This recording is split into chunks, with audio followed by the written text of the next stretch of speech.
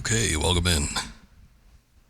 So, last stream we did last night, we beat off. A bit of a long one, but managed to get it done. Still working on another game, though. We're going to get back into Dark Souls Prepare to Die Edition on Steam. And last time we left off, we got right to Sen's Fortress. It got unlocked after ringing the second bell tower. And I'm thinking maybe, we're going to go through it today, but I'm thinking maybe saving it for another stop. Like after we do something else. I'm thinking of maybe taking on Great Wolf Sif. But we'll see. I'm not... the thing is like, again, I mentioned it back when I was playing this last time, but a lot of my memory is based on my very, very first time playing this game.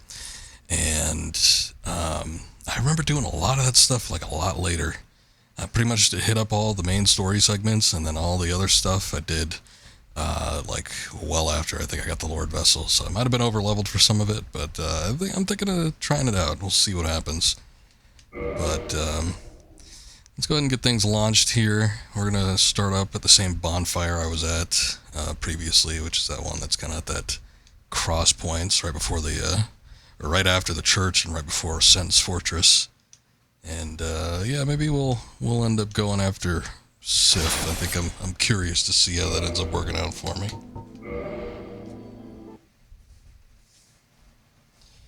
All right. Let's see if everything's switched over. Okay. I think I'm getting weird mouse read prompts. Okay. Looks like we're good.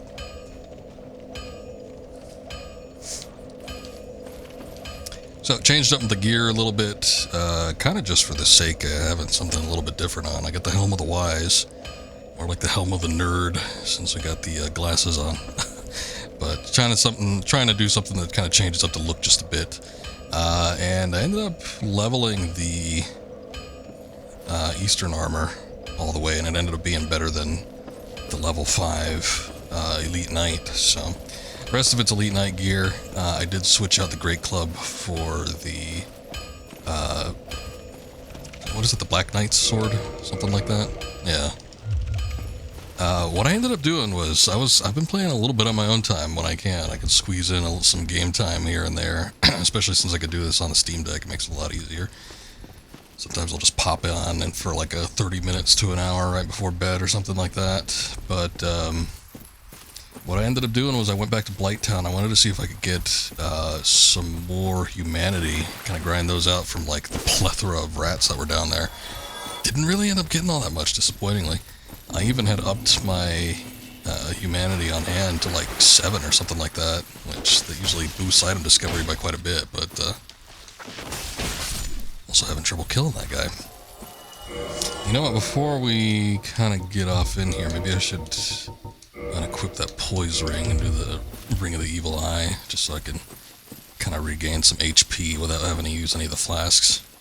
It's going to be kind of a long walk before we get to Sif. And there are going to be a handful of enemies that are going to be out and about.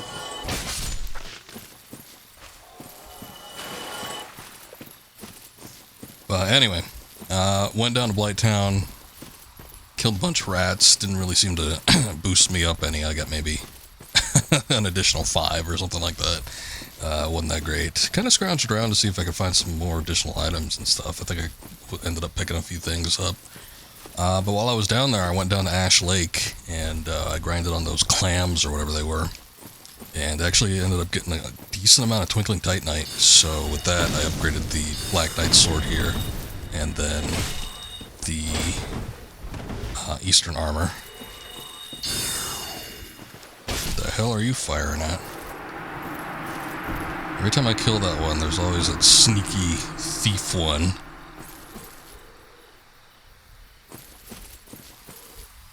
Trying to sneak up on me.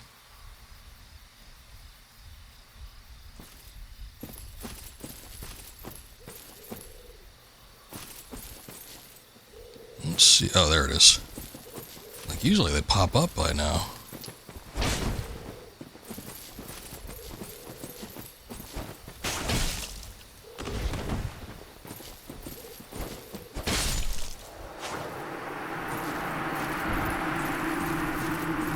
little bit of distance with that. But yeah, I ended up getting a bunch of Twinkling Titanite. I even have 10 reserve on hand just in case there's something I end up getting that I want to, like, boost up. But, yeah, not going back down there until we get the Lord Vessel. It's just a little bit too much effort to go all the way down and then back up again without having a quick way to get back up to the top. One of my initial plans... Well, the guy hits like a truck, Jesus. One of my initial plans was to try and keep the bonfire lit. The last one I stayed at that was kind of up top. And then go hit up some of the stuff down there, explore a little bit, and then, like, use a homeward boat and try to warp back up, but it didn't end up working out for me. I think I ended up dying the first time around, and I was like, ah, shit. Whatever, let's just light the ones down here. Oh, no, it was still actually fully my intention to, like, use a homeward bone to get back up to the tree. But I think what had happened was the bonfire that's, like, right before the great dragon that's there. I thought you would have to light it, and you don't. It just, it's already lit, so when you interact with it, you just automatically rest. So that kind of screwed my things up. There was the cat that was here, which allows you to join the Covenant or whatever. It's like the Duelers Covenant or something. I don't remember exactly what it's called. But if you join that Covenant, these guys don't attack you anymore. Which is nice if you're just wanting a quick way to breeze through here. It's actually handier if you're looking at fighting Sif. But the first option, I thought she was automatically like asking me to join, so I said no. And then she just kind of scoffed at me and told me to go, and then I could never, like, redo my choice, so it kind of sucked. So I got kind of pissed off at her, and I ended up hitting her with, like, the club or something that I had on hand, and she hasn't popped back up since. I don't think I've ever done that before. But, yeah, that's why she's not there now. Oh well. You know, okay, so I was walking through here before. I hear the little mushroom fellas. We've already seen them, I think. Or have we? No, I've definitely seen them going down to the Ash Lake, but I don't know that we've seen them, like, on stream, maybe. Little mushroom fellas are harbingers for the big mushroom fellas.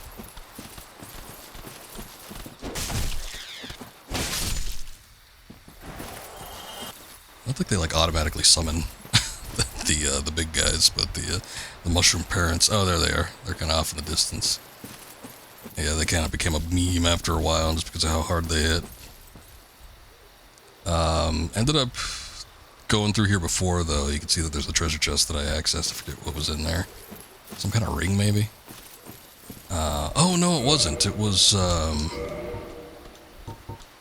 enchanted ember, which we can only use with the giant blacksmith. I think that's in Anne Orlando.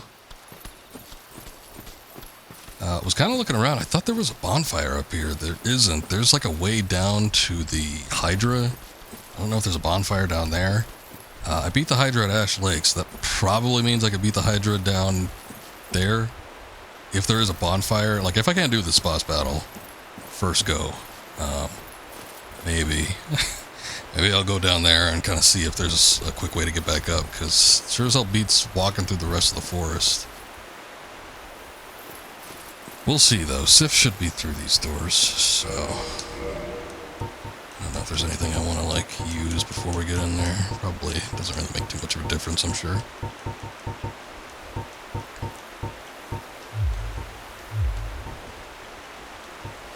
Do that iron flesh. I put that on just in case. Might be useful or something, but I don't know.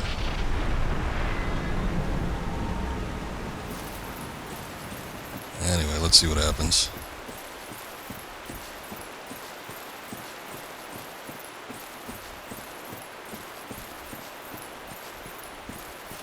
I was about to say, this looks a little different than I remember, but yeah, no, it's definitely the great sword there.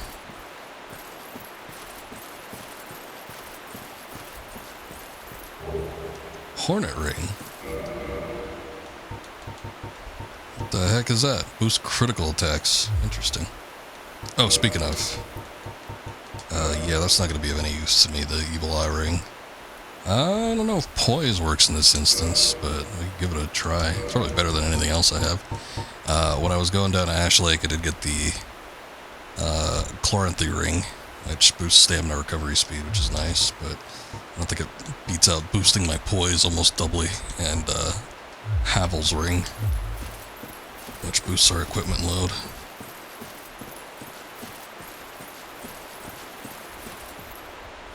Anyway, let's see what this is all about. I remember Sif being challenging, but, you know, those were through the eyes of someone playing this game in, like, 2013.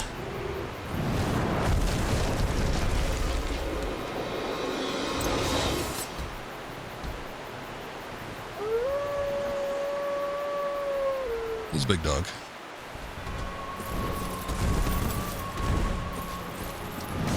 One of the best boss battle themes, in my opinion. I used to listen to this one independently.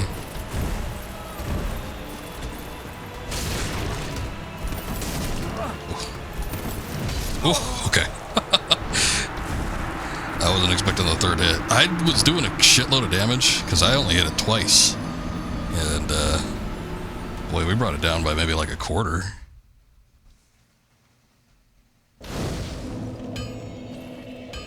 But I think I can get it done. I just wasn't expecting that third hit. I was like looking for a good spot where I could take a sip of something.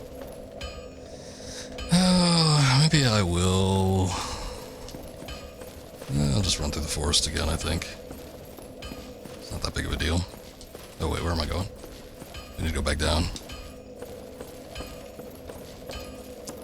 It seems to jump like right on top of you, though, so I'm wondering if the iron flesh might not be a bad idea. Because the problem with the iron flesh is that it pretty much immobilizes you. You're reduced to a walking speed, which is bad, but if it boosts your defense all that high, which I haven't really had a good opportunity to test it anywhere. I guess boss battles is as good a place as any. But if it boosts your defense all that high, it might be worth it just to try to plug in a few hits. Because I do so much damage with my current setup that I could probably, if I'm in there for like a good 30 seconds to like a minute or something like that, I could probably beat it. But, you know, we'll see.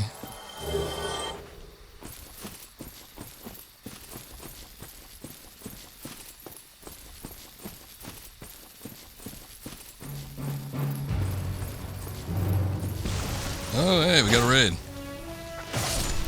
Binks, what's up? Good to see you. Thank you for that raid. I appreciate that. I didn't even know you were on. I should have taken a look beforehand. How you doing? Hey, there she is. Good to see you. Welcome in, guys. We are doing a little bit of Dark Souls, trying to get through the game here. Stopped right before Sen's Fortress, but I think I'm going to take a little detour. We'll see if we could finish off Sif. I already tried it once. It didn't work out so great. Actually, can you get the shout out there, Solidus?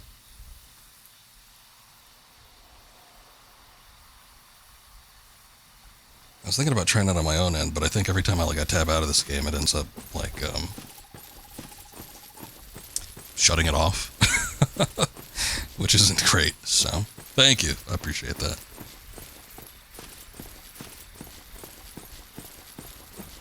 Son of a son, what's going on? You're the son of a son, Scoob. How you doing? And also, Binks, I'm doing well. Thank you again for the raid. I appreciate it. How are you doing tonight? What were you playing? I didn't get to see. Ah, Phasmophobia. Okay. I gotta stick around your streams a little bit longer one of these nights. Every time I raid you these past couple times, it's like it's been at like 3 or 4 a.m. and I usually end up going to bed a few minutes later.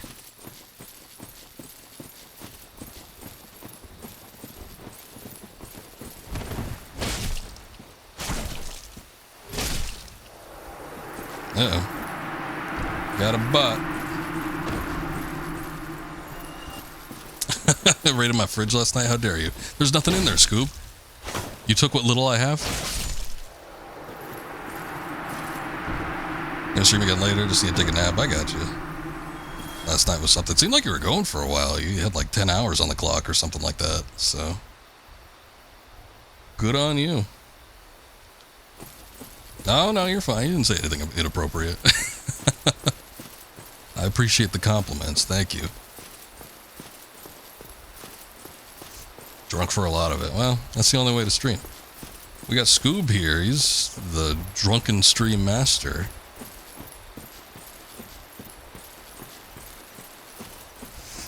Guy opens up a 12-pack every night, every time he pops on. We'll have 3 of those if he's doing Fall Guys. You disapprove of drinking on stream. Yeah, I guess that's your gimmick, huh? You don't want anybody stealing it. Let American Truck Simulator drunk. I can imagine that was fun. Here, you know what? Hold on, I don't want to use... you know what? It doesn't really matter. If my plan comes to fruition, and Iron Flesh is really as good as we think it might be, then I'm not going to have to worry about Estus Flask too much, I think. We'll see.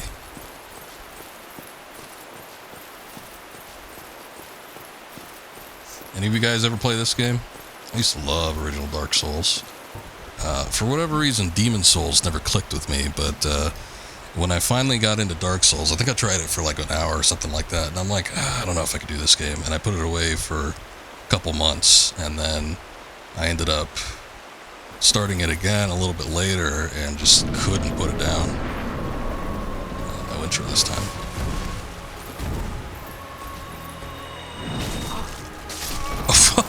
Okay, that didn't work. God damn it. I should have known. I should have known. Yeah, when you walk through the fog gate, the boss battle immediately starts. I was kind of hoping that maybe there'd be the cutscene again. That, and I fumbled the spell. I thought I was using it, and I was using this flask instead. Oh well.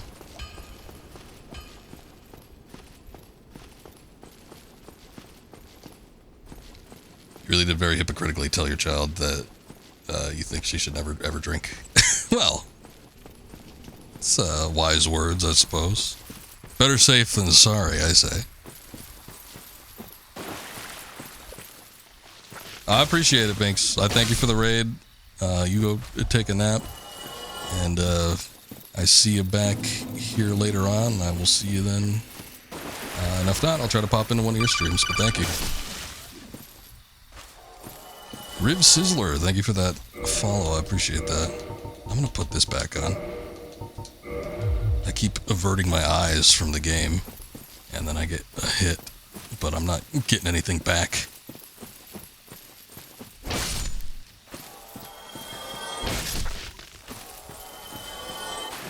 Also, the greatest sin is I lost all my humanities, so all my discovery has been nullified. I'm not picking up items like I was.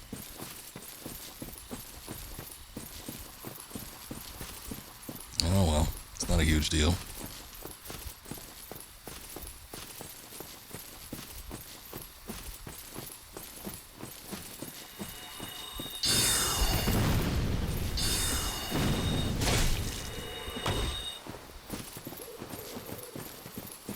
Where you going, huh? You're gonna run out of room there.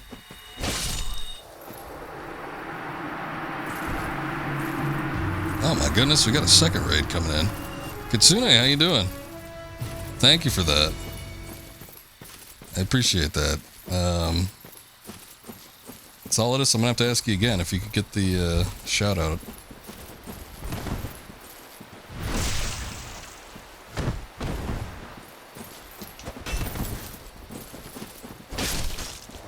I have 3 guys on me. Let me just ask you, because in case Solidus isn't here, what were you streaming? The people have finally discovered Sev. It's about goddamn time. I'm just kidding.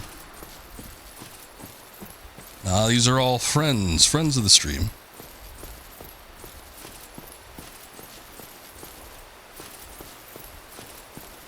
Anyway, I missed what you, hold on, let me try to scroll up there, because I missed what you said, Scoob.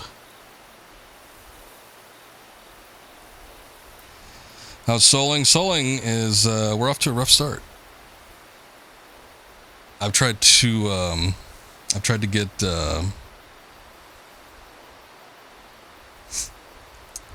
messed it up there, Solidus. I tried to do Sif 2 times, ended up fumbling it right off the gate, so oh well.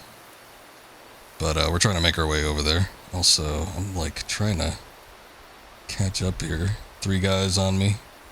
Talk about the stream later in private life, maybe both, who knows? A little from column A, a little from column B.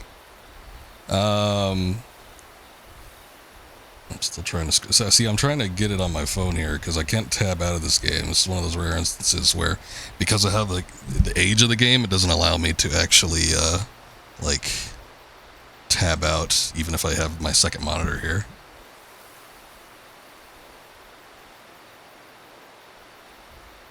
Oh, Bloodstained, okay. Detour to your Castlevania series playthrough. Which one are you starting with, then? Going all the way back to the NES, or are you doing something else? Also, what'd you say, Scoob? Great time drinking. It's not really negatively impacted you, however, it's done you absolutely no good. And you do feel a bit stupid the next day. Well, no shame in that, I suppose. As long as you're having fun. Bloodstained was fun. I finished it, and then I think there were alternate endings that I never got to. There was also a DLC expansion of some sort that I think got released, and I never got to play that. So there's reason for me to go back, but I just haven't done so yet. So maybe someday.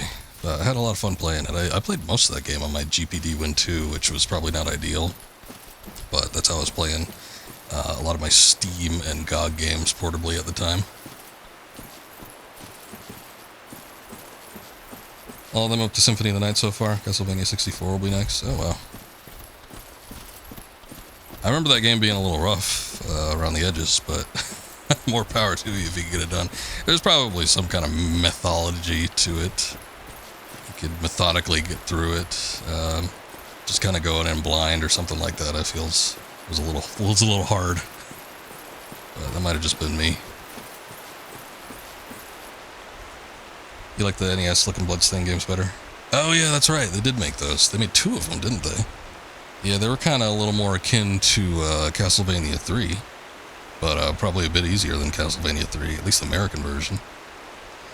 Probably do those classic Bloodstained games at some point too. Never beat 64 games, but we call them being rough as well. Yeah, I've only played one of them. I know there are 2 of them, but I've only played one of them. I don't remember. It was the one where...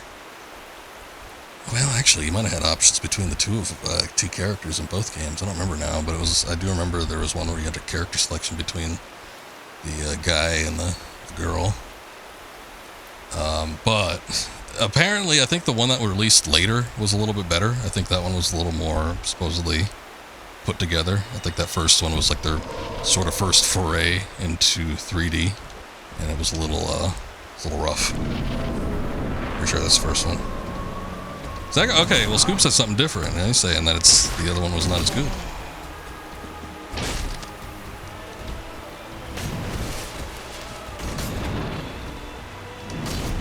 I can't even dodge with this. Okay, this is my first time using Iron Flesh, as far as I remember. Yeah, I can't roll. I can take the hits a little bit, but...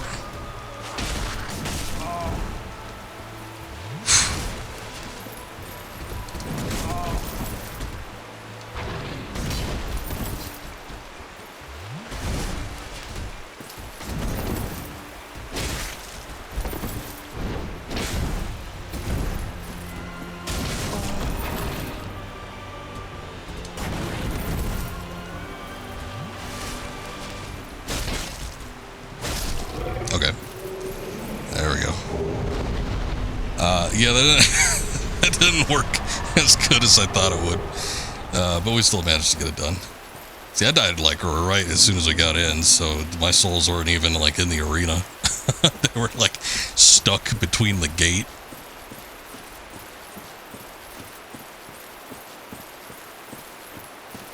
Also wasn't impressed by the second Bloodstained, felt more of the same. The retro ones, right? Because I don't remember them making a second, like, main one. But, I mean, you know, I think those retro ones are probably made on the cheap or something, so... if people like the first one, I guess why not provide them more of the same? Second Curse of the Moon. Oh, okay, yeah, so that would be the kind of the retro ones. Okay. I get the picture. I never played them myself. I saw somebody play them, and I said, that looks cool, I might try that one day, but I never actually did it. I just stuck with the main one. Still, I had fun with it. I thought it was a pretty good game. I could see, though, a lot of those indie games, especially if they take after, you know, like classic NES games or something along those lines, typically speaking, I tend to play those like portably, and I'm pretty slow about progressing through games portably. Those are the types of games, you know, that these days I'll play off my Steam Deck, and usually that's like right before bed type games for me. It's like I'll lay back in bed or something like that and play something for maybe an hour, probably at most, and you know, if I do that nightly, then it's a pretty good week for me, but it doesn't always happen. So right now I'm working the type of game that I'm doing for that right now, like I mentioned earlier, but I was even playing a little bit of Dark Souls, trying to do some like item grinding and stuff like that. But the other game I'm working on right now is the Fear and Hunger 2 Termina, which that game is it's a little rough. It's very RNG heavy, which I'm never too big on the roguelites, but I'm finding the atmosphere to be sort of enthralling and something I actually want to get through. Also, Curse of the Moon came first, then the expensive looking one, then Curse 2. Yeah, it was sort of like a precursor, but I think Curse of the Moon was in development after the expensive looking one, as you say, the Ritual of the Night. Ritual of the Night was in development for a long time. That was the one that had the Kickstarter campaign and everything. I think Curse of the Moon was just like the bonus. That was like the, hey, we got some time, and you know, these devs over here want to join in and do something. We'll give them a little game to work on with our IP. So I think it was like a little bonus thing. Then it's not a terribly long game either. Ritual of the Night definitely longer. Takes more after a symphony and all that. Predominantly a little thing we got a raid one time from the Shovel Knight devs. Oh, nice. You love Shovel Knight, NES style. Almost want to say Mega Man-esque game. Yeah. A lot of nods to a lot of different NES type platformers and such. You got a little of kind of everything in there. All the classics, Zelda 2. You got your Mega Man. You got your DuckTales. I was trying to think of what had the downward stab. So, a lot of good little platformers that are kind of mixed into that. But that's cool. I never had a dev look my way. Why doesn't, I'm playing Dark Souls right now. Miyazaki should be hitting me up. I can't imagine why he wouldn't be. I'll put one in Vitality. I feel like we're a little low on HP here. But I kind of want to get my strength up. There was, when I went down to Ash Lake, I did hit up that great dragon down there. And you can beat him up and hit him, and, you know, he never gets angry at you. He's a real cool dude. But you go back behind him and whack his tail off, and you end up getting this dragon greatsword, which is real nice. Takes dragon scales to upgrade, but still, a lot of damage. Requires 50 strength, so it's gonna be a minute before I actually get to that, but we're making our way there.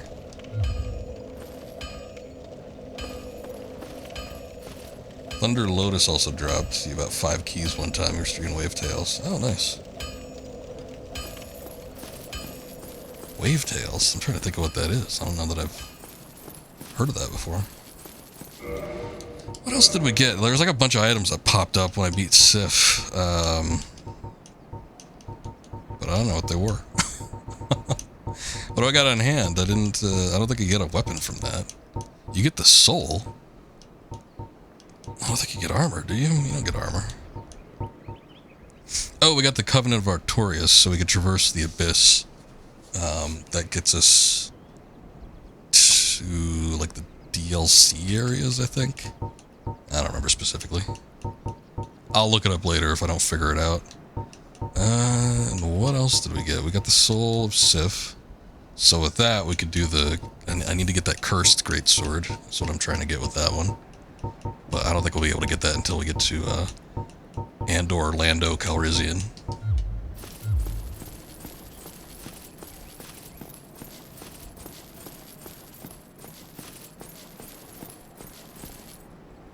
But then again, if they don't, I can tell you why they did last night.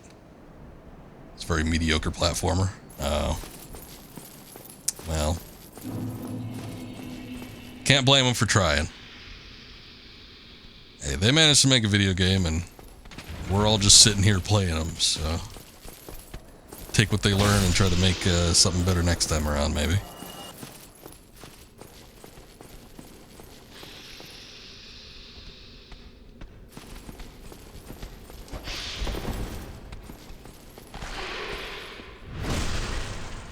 Steam says 9 out of 10. Sometimes you get little cult followings around devs or something like that, and, you know, a lot of people will just give it a positive review. The interesting thing with Steam, as opposed to other review methods, obviously, is that you can only give a positive or negative. So, a lot of people, even if it's like middling, you know, kind of like, you know, it's all right. I don't love it, but it's not bad. You know, normally what would be like a 6 or 7 out of 10 game or something like that, if even, would get like 90% just because more people would say, well, I don't want to give it a negative review. So you get a little bit more positive feedback, and obviously, unless it's just like shit, then you get more negative feedback. So I think that's kind of how it works out mostly on Steam, which I actually like. I like it when it's not skewed like that. It's like you have to really critically think, like, do I like this game? Would I give it a positive review, or is it not that great?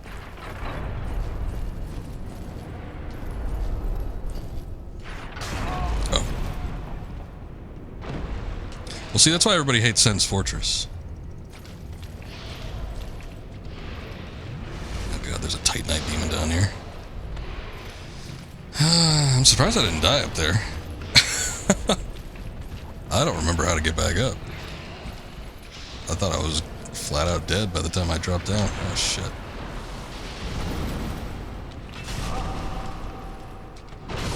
Alright, now I'm dead. Now I don't have to worry about trying to get back up. There's a lot of Titanite demons down here. Wow. 3 just in like this little span here.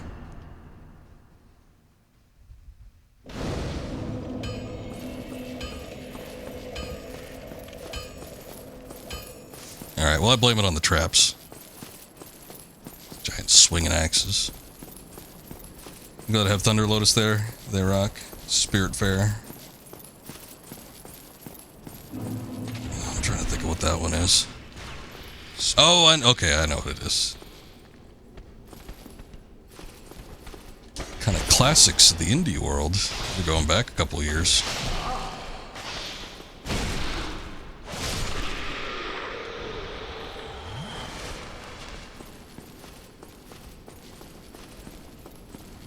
Let's see if we can do a little better with this. I thought I had it scoped out at first, but... Gotta be looking down a little bit more, I guess. Watch my back.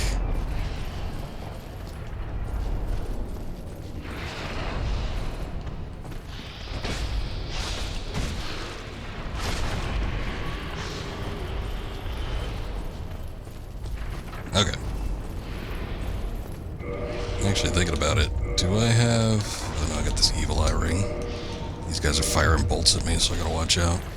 Yeah, I want to like make sure I don't get knocked around at all here, so boost and poise is probably gonna be best for us.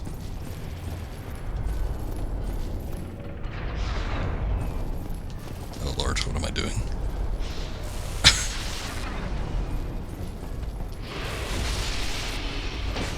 Okay, well these guys are a little weak, I guess, at least. Oh. Yeah, this place is nothing but traps. Harvest Moonlight game where you ferry souls to the afterworld while fulfilling needs for them to make it ready to move on. Yeah, it sounds familiar. I don't have it, I could picture the logo, and I think I've seen a little bit of gameplay played, but I'd be down for a Harvest Moon type game. I haven't played one in a while. Last like Harvest Moon-esque game I played was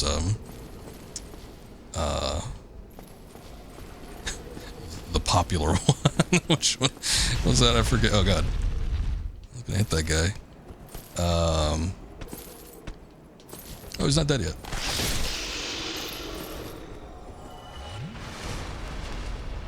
That's another one I haven't played. Kena. I've seen someone play that. Boy, a lot of these games you're mentioning, I've seen played, but I don't own them myself. Stardew Valley, I was just thinking about it. It's like it started with an S. I'm trying to think of what it was.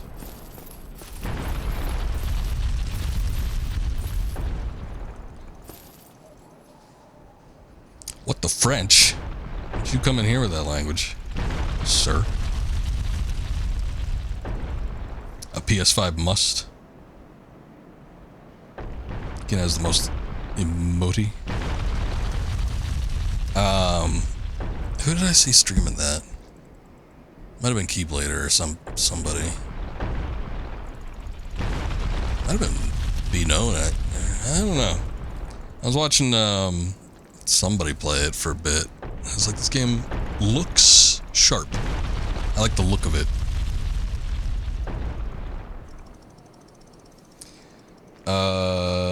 Oh, I see what you mean. Most emotional scene you've seen in like 10 years. Uh-oh. Don't get me worried now. Don't be afraid to play it. I don't want to cry. Where did you come from? Splendid news, I tell you. Whoa. Lay it on me, Onion Knight. Ah, so you see my plight. Yes, indeed. I've run up against a wall, or a ball to be precise. I'm afraid I'm a bit too tough to be outrunning those things. So here I sit in quite a pickle. Who knows? It's way worse than when Alice went down. That still took me by surprise. We were talking about... Oh, you never played Mother 3, did you? Alright. Well, Mother 3 has emotional scenes as well. But I think... we were talking about like emotional scenes in gaming in general, and it's like it takes a lot to crack me. I don't get affected by a whole lot. Mother 3 included, but it was a good game.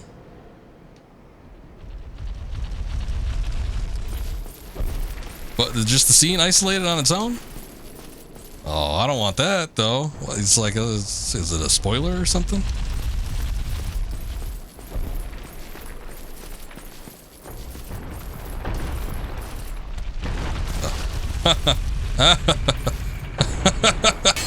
I still lived. He got rocked by it though. What is this? I mean, that's fine if you want to send it. That's fine.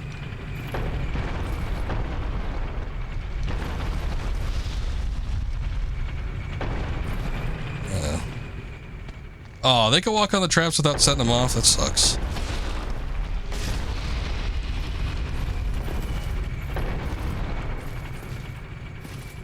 Early in the game, but maybe a little.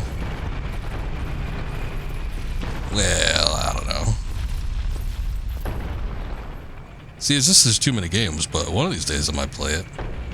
I always regret flipping open a PlayStation-oriented magazine and seeing like the biggest moments in Final Fantasy history, and this is like out in 2000 or something like that. It's like Final Fantasy 9 was new. But, they had the biggest moments in Final Fantasy history, and then they show, like, number 1 was Aerith's death, and I'm like, oh, I'm sure I'll never play that. And then sure enough, when I booted up Final Fantasy 7, I'm like, hey, isn't this that game where that character dies? I'm like, oh, yeah. Yeah. So that one never got me. And that was, like, the perfect age to, you know, I probably played that game when I was 12 or something like that. It's like, if it was gonna get me all emotional or something like that, it's like that would have been the time to do it, but I just had to go reading magazines about video games. Not main characters. Alright, alright. Whoa, whoa! I was just stepping into a room. I didn't even know there was gonna be balls rolling around.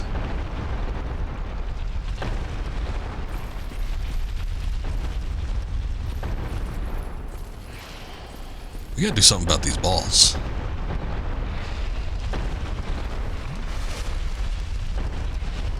Alright. You get the link.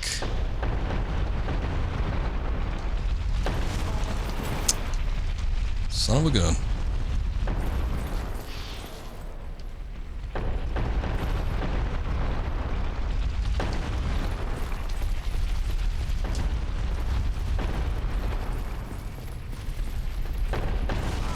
Shit. I'm almost made it up without getting hit by one of these things. How do they determine which one's gonna hit the thing, though? Ah, let's see. What does this do?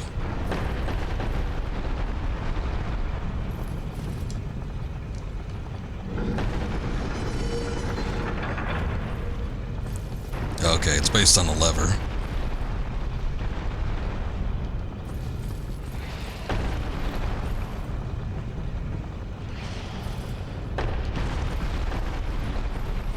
So where does that go, though? Oh, see, that goes to the outside. That goes down the middle. I don't know. It's like, do I want it to go out the back here? Maybe I'll have it go out the back. It's like, I don't know where that goes. It seems to go to a bridge or something like that. I don't know about any of these other locations either, but I guess out of all of them, that seems like probably the best route.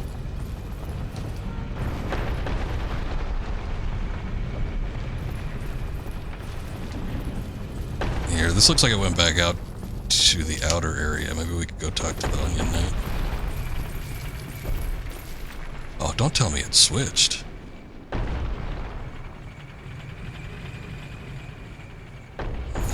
I think we're good.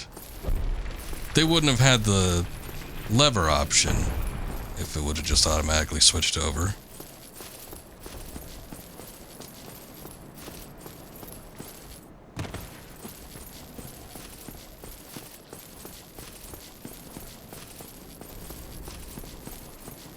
Perhaps I could try some rolling.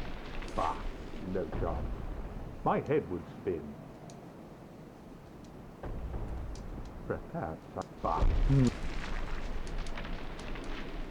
Perhaps I... Hey dude, I stopped the thing. Well, okay, I didn't stop it, but I rerouted it. I guess maybe we have to stop it entirely. I'm sure there's some sort of mechanism at the very top that prevents this thing from just like outright moving at all. Alright, that's disappointing, but whatever.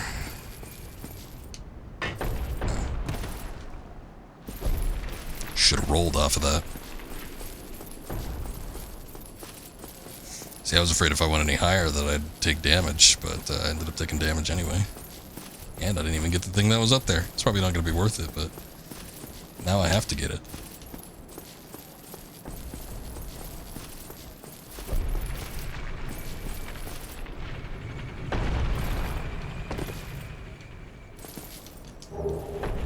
A shuttle.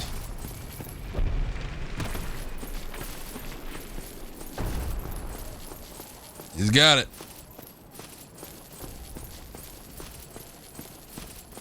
Alright, unfortunately I cannot tab out while I'm playing this game, so I'll have to watch it after, but I will definitely have the link available. See, just hovering over it, I can see the video thumbnail. Dirty dog. I'm sorry. Yeah, but yeah, I gotta watch it later, otherwise this game's gonna close out on me. It sucks, I know. But yeah, just looking at the thumbnail, I was gonna say, it looks like, you know, it looks like a DreamWorks movie, or, you know, I don't want to say Pixar. Anybody like a big head or anything like that, but it looks slick. Oh! Son of a gun. Somebody switched over. God damn it.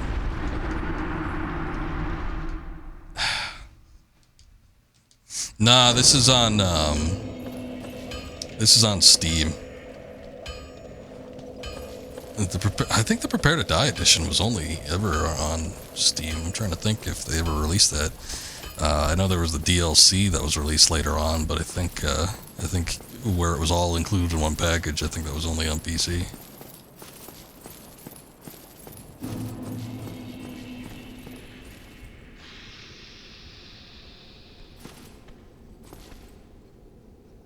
Get down here so I don't have to expend energy on you.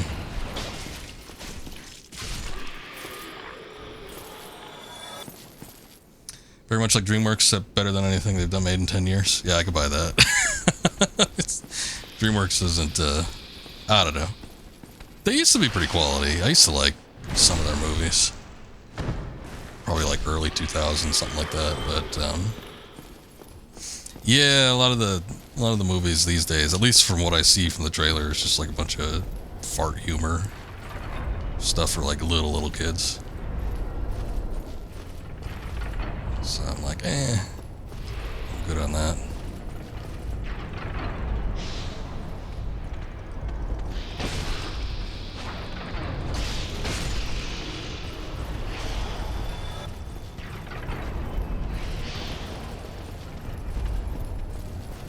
So we've been eagerly awaiting another RFAM game from that studio. Nothing so far. Have they made any announcements on if they're working on anything? That game was like relatively recently though, so I could see them not doing something for a minute.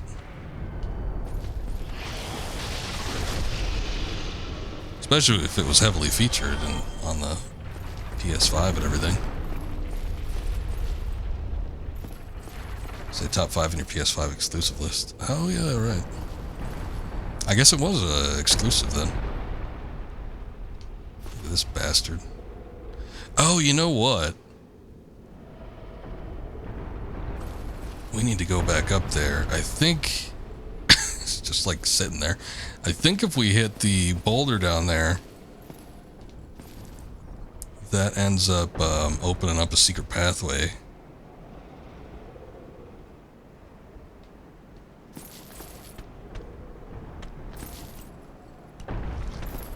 See if they knock a boulder out my way.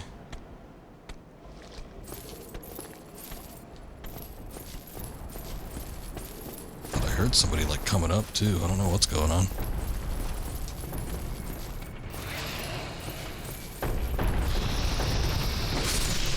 Out of the way, out of the way!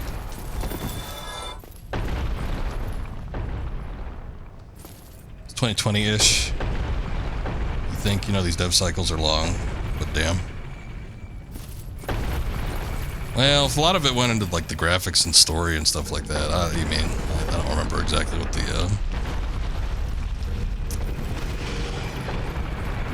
gameplay was like or anything like that. I'm sure it was sharp enough though.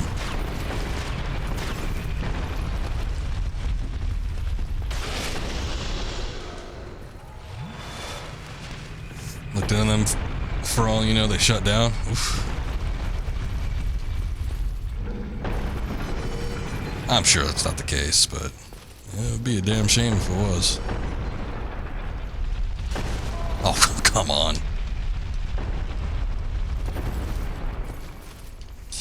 Yeah, I mean, especially for smaller studios like that, though. It's like, smaller studios, they gotta get games out pretty quickly, like, you know, every 2 or 3 years or something like that. If they are backed by like a big studio or something, maybe a little bit longer, but kind of depends on the circumstance. But yeah, it does seem like a little bit of time. It's like, I mean, I guess I can understand if you're someone like Valve or someone like Rockstar, where you got like all the money in the world and you basically just work whenever you damn well feel like it. Ah, see, there it goes.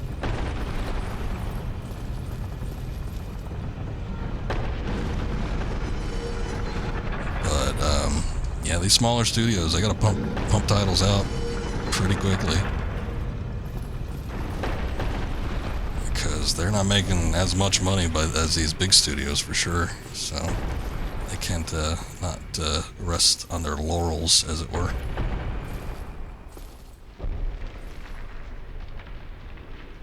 I'm scared to move anywhere. I don't know where any of this stuff goes. Oh, one of these situations. Okay. Nah, I want to check out the secret path first. Take a look down there.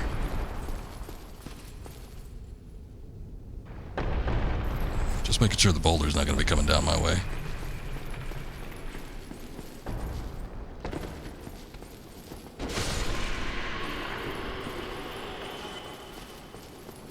I want to say... Ah, there he is. You seem quite lucid. A rare thing in these times.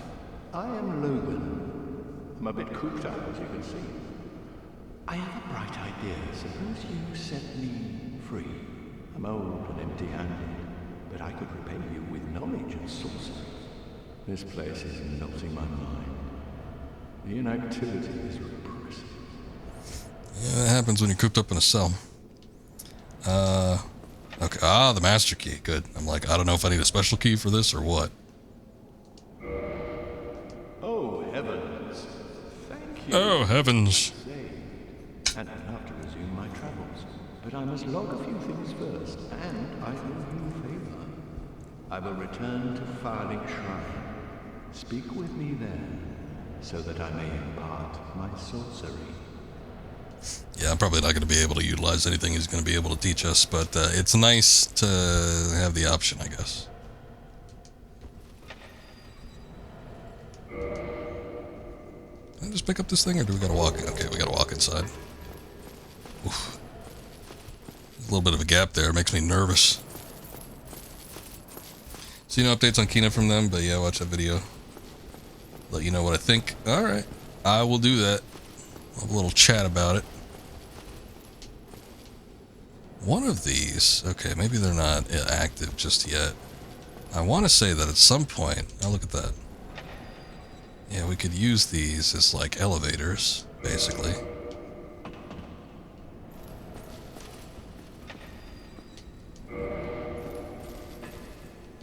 Maybe it doesn't work yet.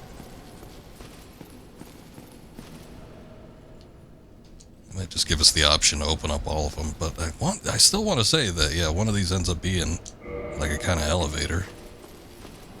Because I remember kind of walking in and out of here. Huh. Alright.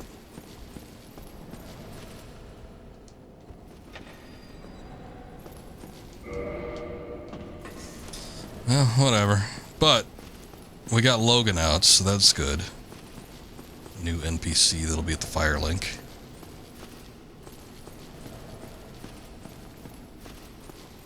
It's one of the numerous things that we can do here, but we are not even close to being done with this place.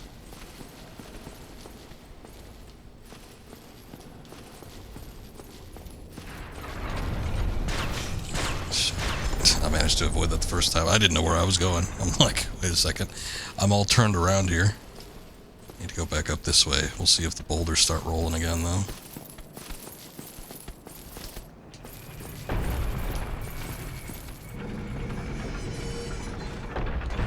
I hear the contraption working, but...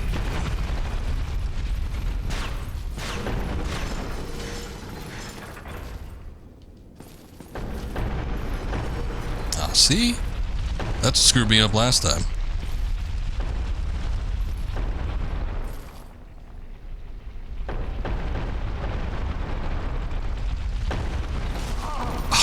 I hate that. Sometimes the camera in this game could be like the worst enemy. And it's like with those boulders, you can't even touch them.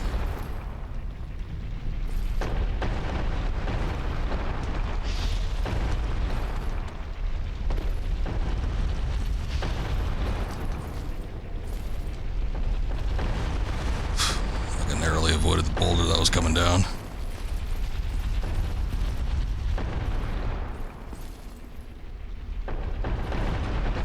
This might be our first mimic, actually. Okay, I was talking about it before when we saw the chain. What's up, Akiri? Thank you for that lurk. I appreciate it. But the first time I came across the chest, I'm like, this isn't going to be a mimic, is it? And I think with all the, like, regular chests, the chain is always kind of curled up. It's got a little curl to it. Not like that, but like almost like a circular type deal. But when it's got more straightened out, kind of like that question mark looking thing, yeah, it's a mimic. And they can grab you too, so you gotta be careful about that. Like, even without trying to open it. Obviously, if you try to open it, you're gonna get grabbed and chewed on, but even after that, they will grab a hold of you, do some pretty major damage. I might go back up to that room that we saw, I don't know.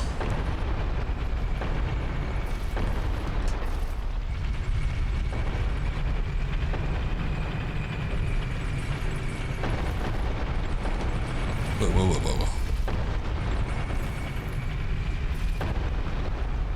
It did, but it goes even higher.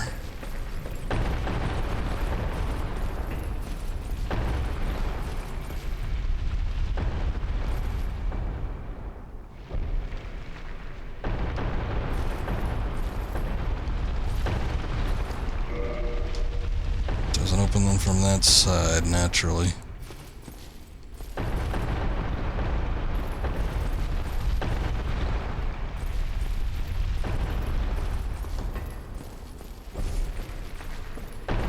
A little bit wary about it, but especially since there's like blood on this. Oh, yeah, that would be the reason why. But I was like, yeah, let me just check what's up there just in case. Yeah, it's a bunch of spikes. At least it didn't kill me outright. Okay, well then let's go up here, see if we can reroute the boulder again, and then maybe I'll take a look at, oh, you know what? There was an exit over this way.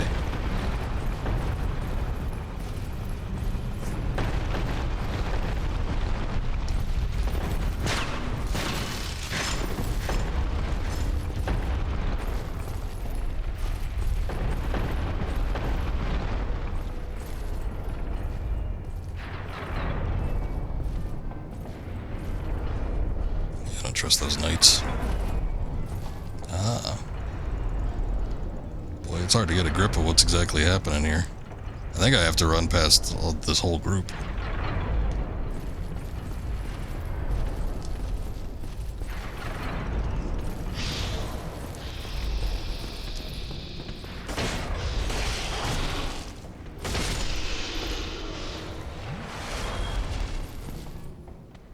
Okay. See ya then.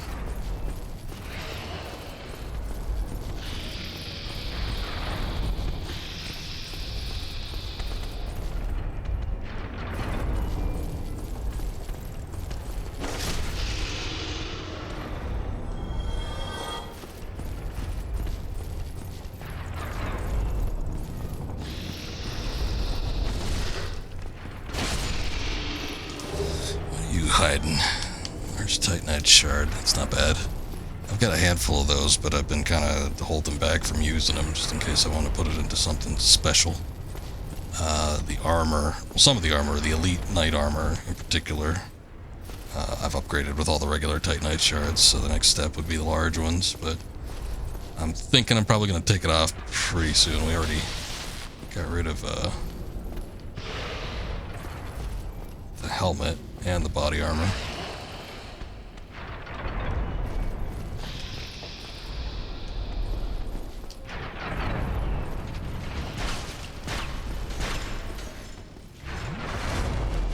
I did not see the panel. I saw the little thing on the wall there. I'm like, oh, it's gonna fire something at me.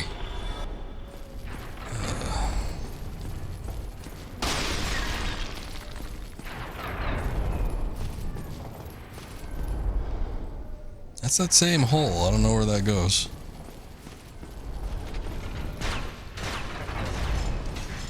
Oh, I was gonna say daylight.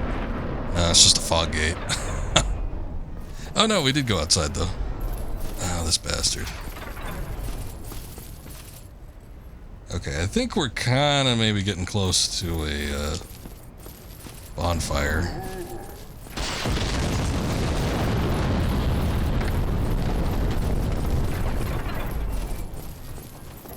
You know what? I think he might be able to break a wall here or something.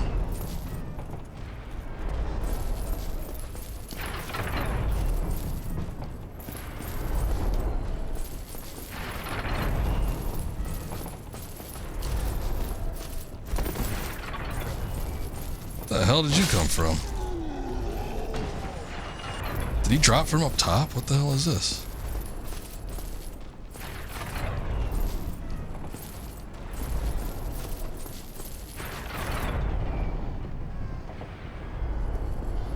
I was waiting for this guy to throw the damn thing, but I don't think he's gonna do it.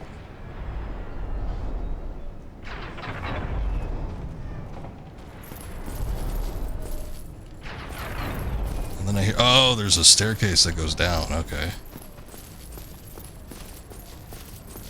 I still hear footsteps. I don't know where they're coming from, though. Oh, maybe it's this guy. Alright, so you see, you can, I mean, you can barely see it. I can barely see it, and I've got like a 60-inch TV. The chain down there kind of curls a little more in a circular pattern. So that is a legit chest. Flame stone plate ring, boosts fire defense. That'd probably be handy. Maybe. Down kind of around where Quelaag was. Probably would have been handy for Quelaag, actually. I'll be getting back there at some point. Fight whatever the hell that thing was that I hesitated to fight before. I was worried. I didn't like the look of it.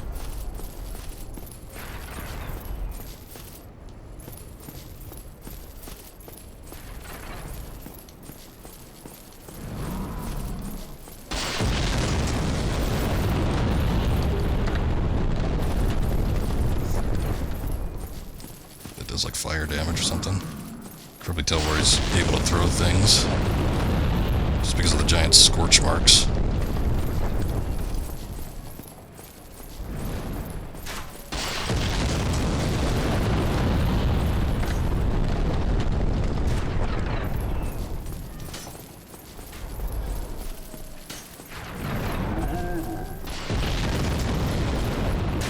What kind of night is that?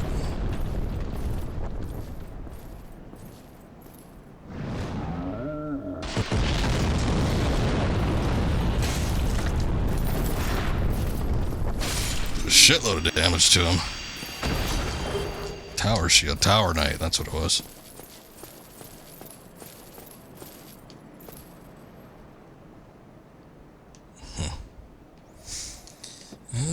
Sure, why not?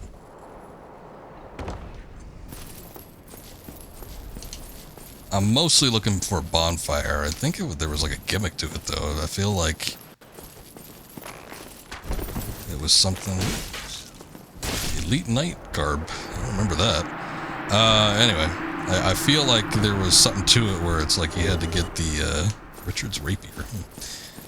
The guy throwing the bombs to throw it into a particular wall or something like that. And it would open up the area where the bonfire was. Divine Blessing. Also that ring of rare sacrifice. What is that? Die, lose nothing, nullify curse, ring breaks. Oh. I guess that's specifically if you're potentially going to be coming up against a one of the basilisks or something that could curse you. I got cursed, actually, when I was playing on my own time. I did get cursed. So that sucked. I had to walk all the way back up to the church to buy the curse breaker from the laughing priest man. And that was from Ash Lake, too, so that was not fun.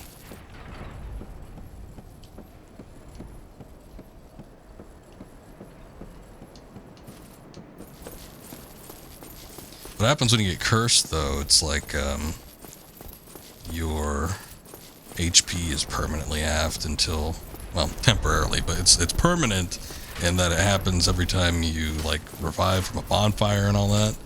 And it won't change until you get the curse broken.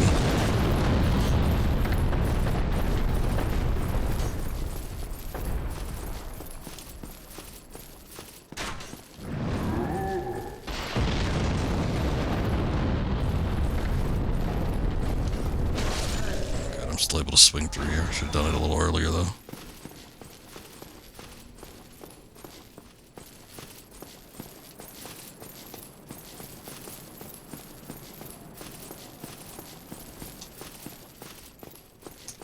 What the heck? What is this? A hidden wall. Does he throw him back here? Let's see.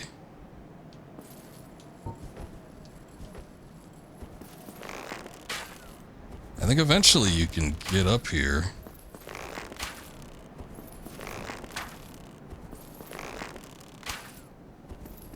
Like kind of where he's at. I don't think it's necessarily ideal to try to shoot at him from afar, but I guess this might provide you with that opportunity. I don't have enough arrows for that though. I don't think. Not at the rate we're taking his HP down. I might as well heal halfway down.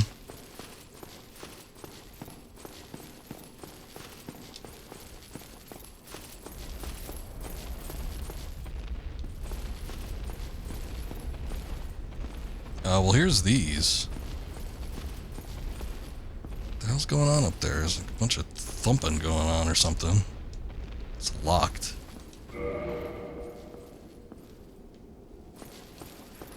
See, I want to say those are ones that we can use as elevators then, but it's locked and I can't use the master key.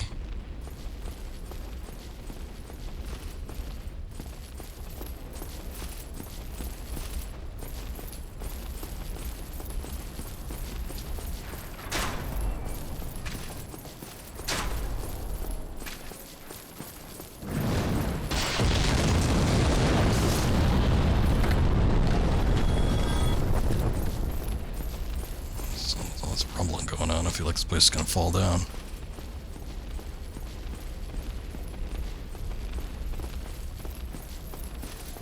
What do we got?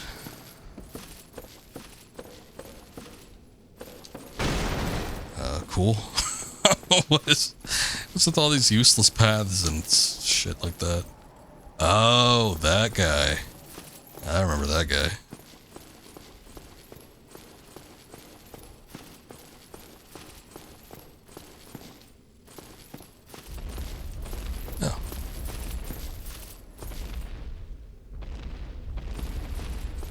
That explains all the rumbling.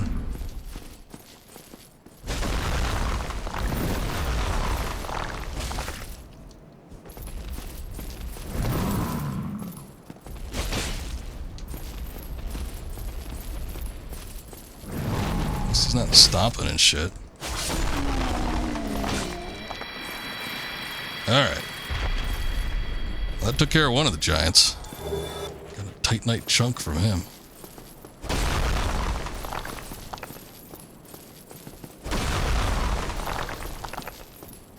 I'm imagining that he's not going to come back, so at least there's that. Man, I wonder if we need to jump across that ledge. It seemed a little bit too far to actually do. Maybe that's where the bonfire is. I don't know.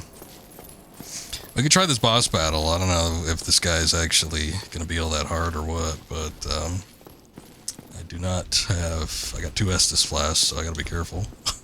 Got a lot of souls, too.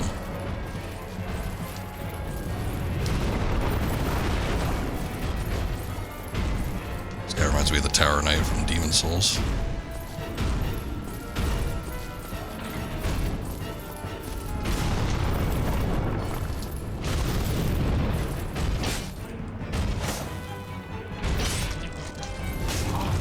Oh. Guess I wasn't expecting a grab.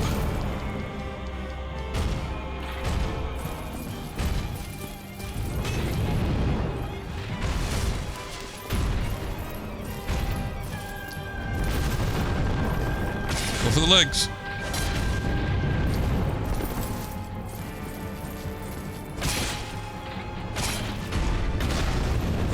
you silly bitch.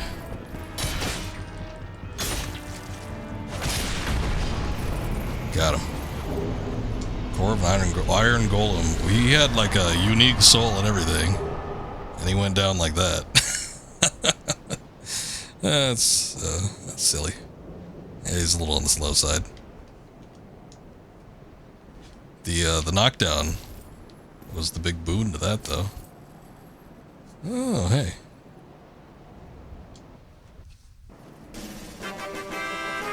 Thank you.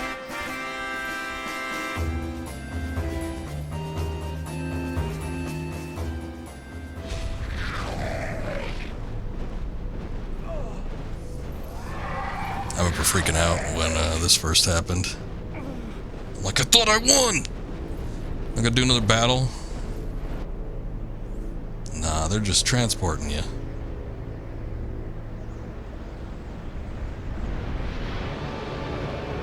There it is, hiding behind the mountain range all this time.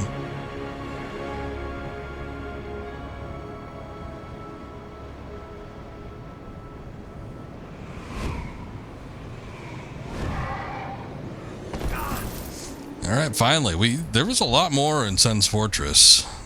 So there's more I could go back and do and discover, but we finally made it. We are here in Anor Londo. Yeah, this place is a bitch first time going through here. It was even worse in the original version of this game too. I think by the time they released the Prepare to Die edition, they had made some changes to the enemy makeup in some of these spots, made it a lot easier to kind of get through. Even then, still not the most pleasant experience.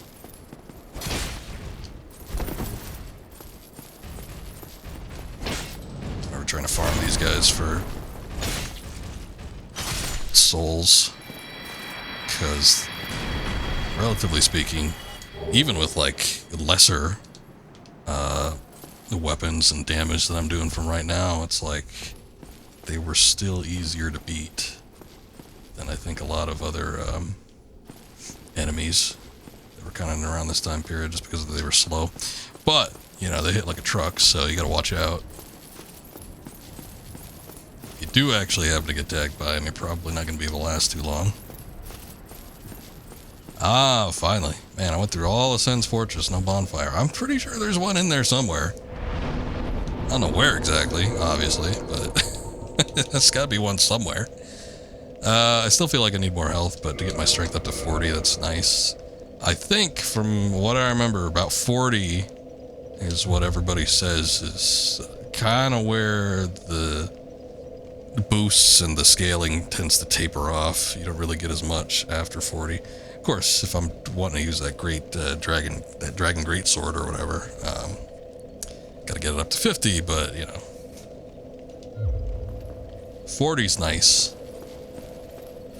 Well, you are a rare visitor. Welcome to the lost city of Anor Londo, chosen undead. If you seek Lord Gwyn's old keep, exit here and head straight yonder. If you are the chosen one, a revelation shall visit thee. What follows thereafter depends upon you. Oh, she can reinforce Estus Flask. That's 3 people that could do it. The Spider Girl down below. Obviously the Firekeeper, which we have to get her soul back, which we can do now that we're here in Anor Londo. We still got to make our way to the main palace area. And I guess her. She's special. What is it? What am I? Well, I am the keeper of the bonfire. If not for me, what beacon would there be in this lost city? A gatekeeper and a guide. That is my calling. At some point, I don't remember when, but you could get her armor at some point. I remember wearing a grip of it. Maybe not everything, but at least like the helmet and maybe like the main body piece or something. But that was on one of my old characters.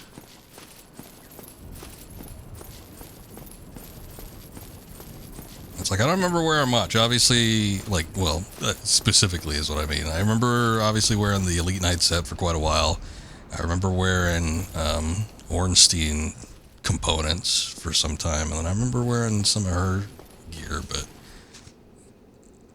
that's probably it. I don't remember any other specific pieces that I ever had on. Probably didn't matter too much anyway.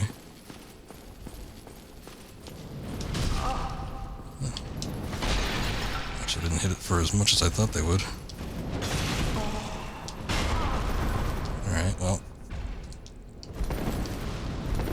I thought it was dead there. They got a bit of range. Probably wasn't the wisest decision. Oh, he got me mid-air roll.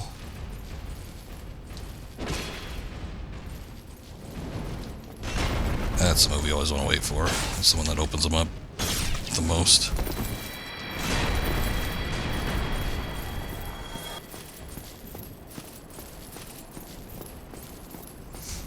$1,500 each isn't bad. That might be some of the most souls that you can get kind of around this time period. Probably while I was grinding them.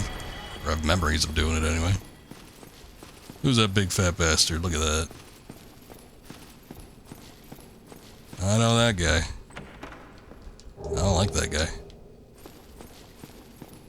Twinkling Titanite? Oh, look at that.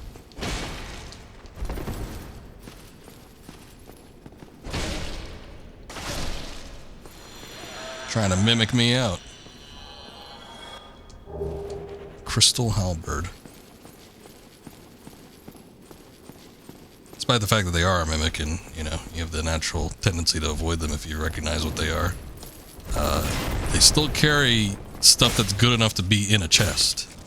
In most cases, anyway. His girth was so wide it actually prevented me from hitting him.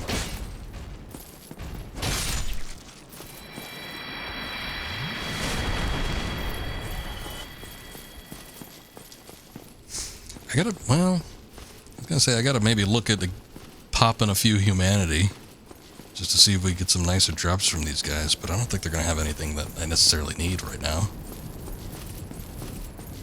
I think finally, now that we're in Anor Londo, that's gonna open up some stuff for us. Probably gonna be able to get better armor.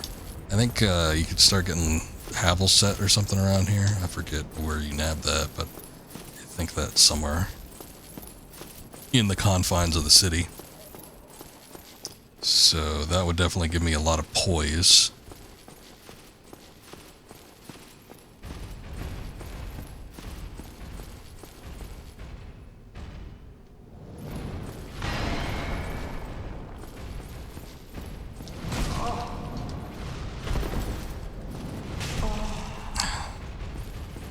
That's the problem with fighting two at once. Who's that guy? That handsome bastard. Even Titanite.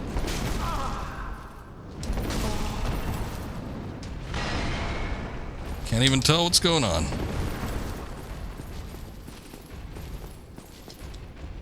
Once again, the camera is not playing nice with me. Yeah, I got a lot of defense, and I could do a decent amount of attack damage, but still fighting two of these guys at once is not ideal.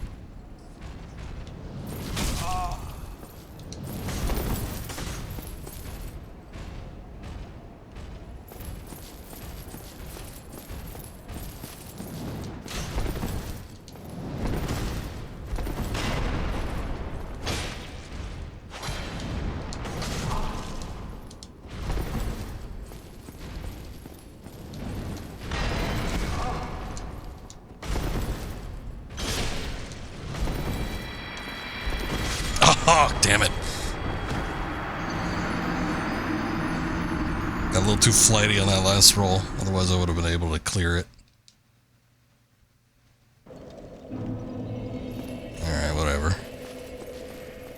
At least the souls are right out here, and it's not like we lost any humanity or anything.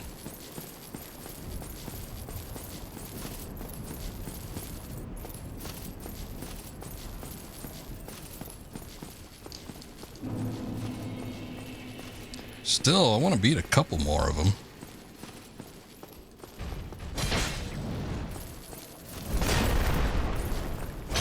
See, why can't they all be like you?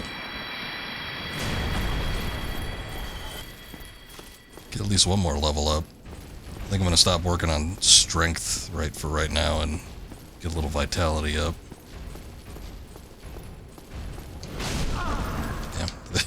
Yeah, they both hit me at once. I counted for 2.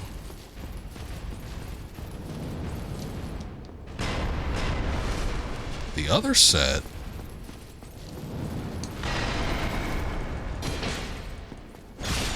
Alright, nice. Anyway, the other set managed to break off and let me hit him individually.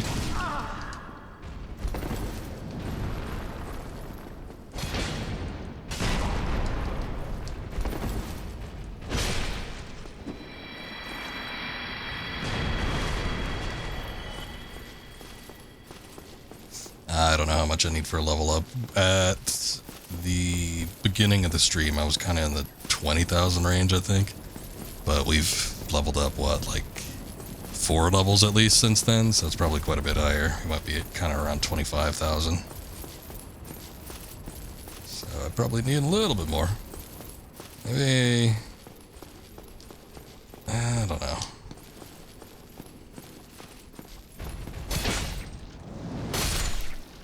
Get that one. See if I could aggro one of these guys individually. Unlike most of my Souls playthroughs, I've been actually using my Soul of Warriors, the item type souls, that type of stuff. I've been using that more frequently. I typically try to save those. I usually save those for like opportunities where I'm close to a level up and I'm right about to get into a boss battle or something like that.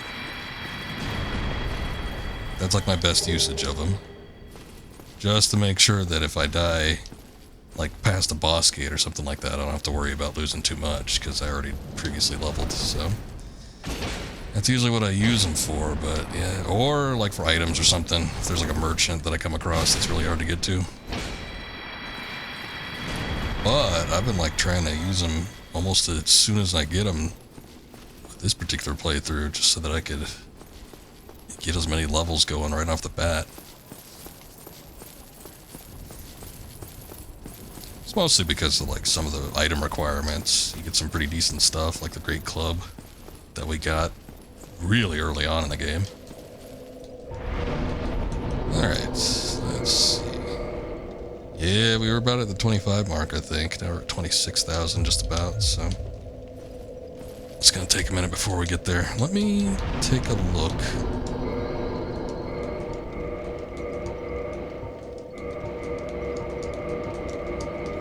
We went through all of Sen's Fortress, and then we've been getting beat up by these guys, so it's like I'm sure my equipment can probably use a little bit of repairs.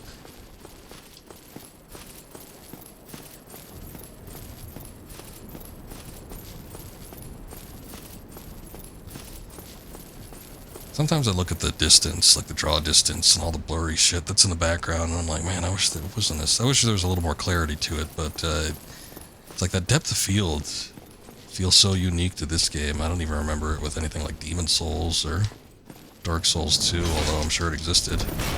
But like, having it be so blurry off in the distance kind of lends to a sort of dreamlike quality for the game, which makes it feel very unique, I think.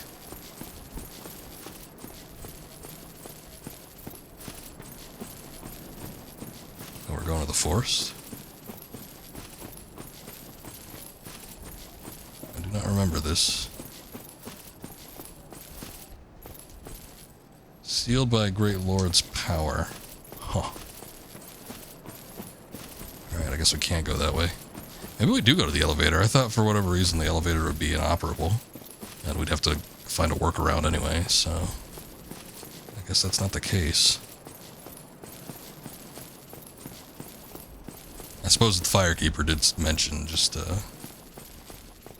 walking right out here.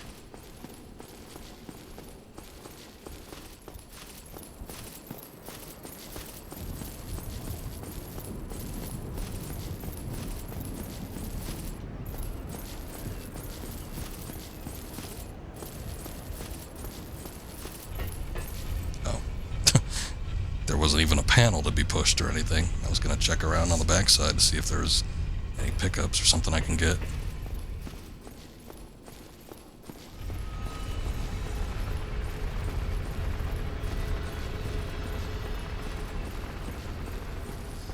It was like the mechanisms they come up with. I think the corkscrew thing might have been like a Da Vinci design at first.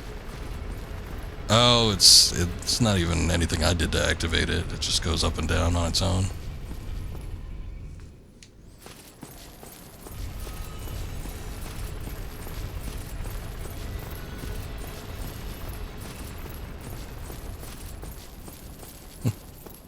That's surprising. Walk all the way back here. There's nothing to be got.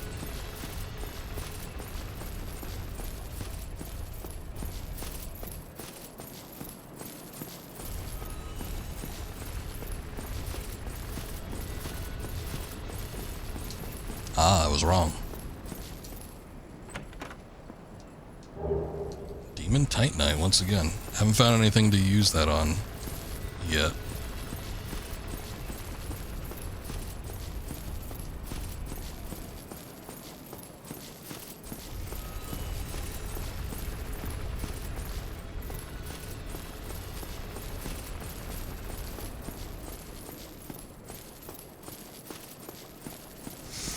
Oh boy, the gargoyles. I remember being deathly afraid of these guys. Probably not a big deal though.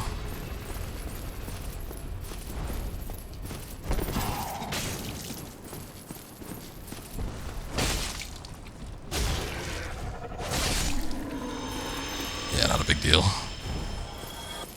2,500 though. That's pretty good.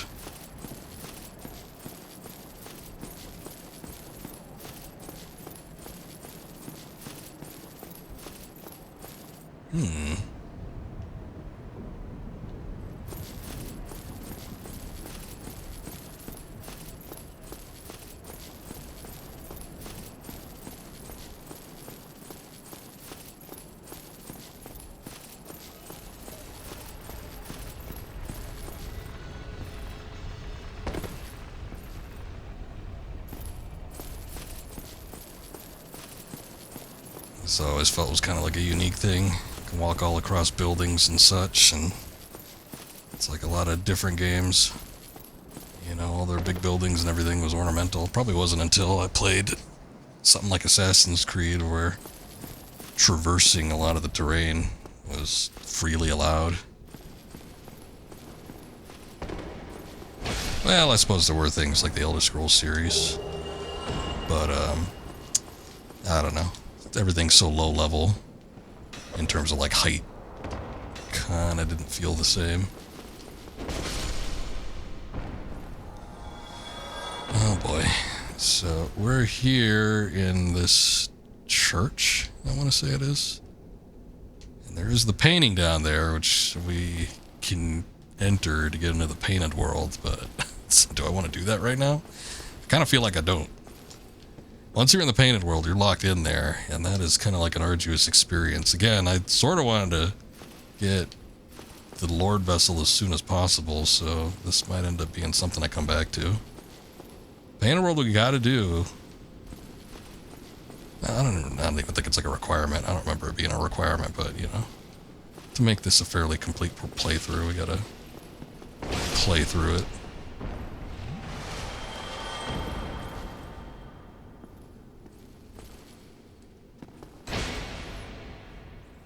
Oh, I was gonna say, look at that guy, he's hit me right in the head.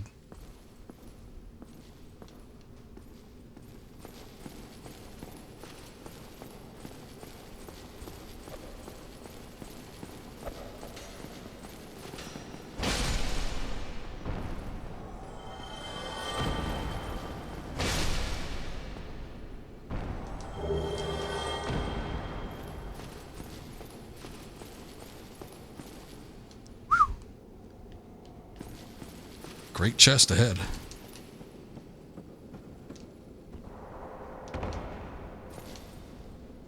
don't remember exactly how you get down there. I think you got to drop from certain points. Oh, it looks like there's a ladder, or steps.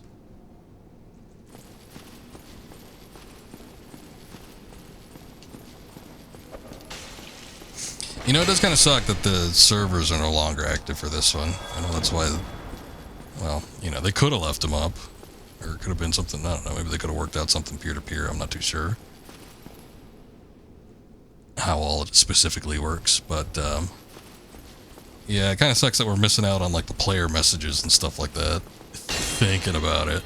I'm sort of glad that we don't have the invasions. I was never a big fan of the invasion aspect of the Dark Souls games.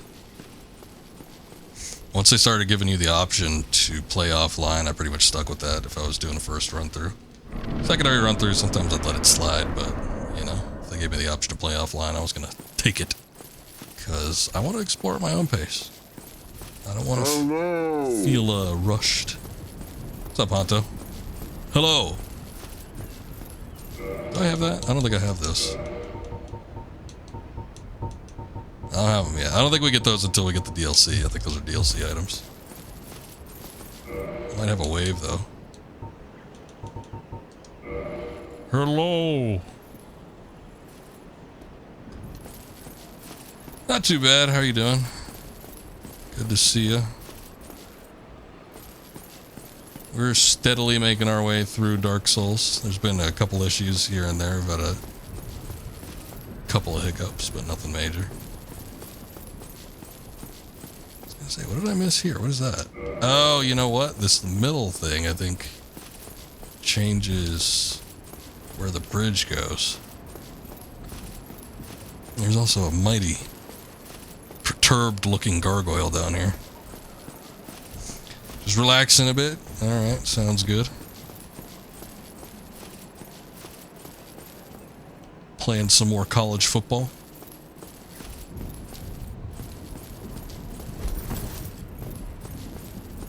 Or are you just hanging out? Scoob was in here earlier. He's still in the Dominican, I'm sure. I don't know what he was playing. I don't know if he took a console with him.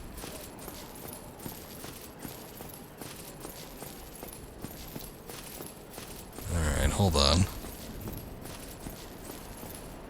Oh, there's gotta be a switch or something up there.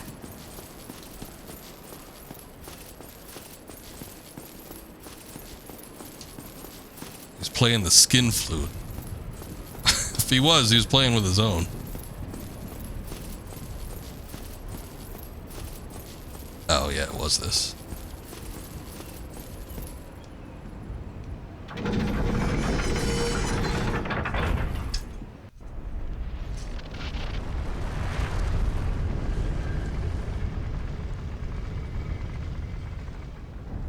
Ah, there it goes.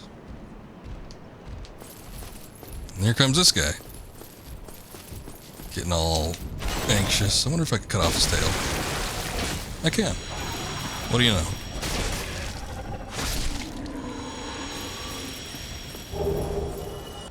Got a halberd out of that. Nice. And a shield.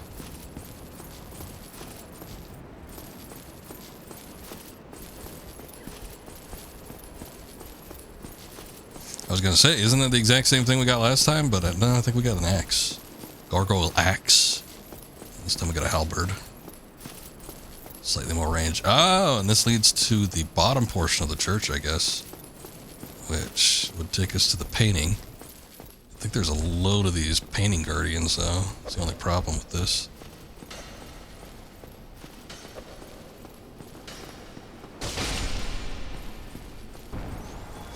My attacks are a little slow for these guys unless I do a running move. There was something that dropped from that chandelier, though. I think I can maybe aggro them slightly individually. Watch. Okay. See, that was a quicker move, but I need to execute it a little closer. I could also do this. Go for them headshots.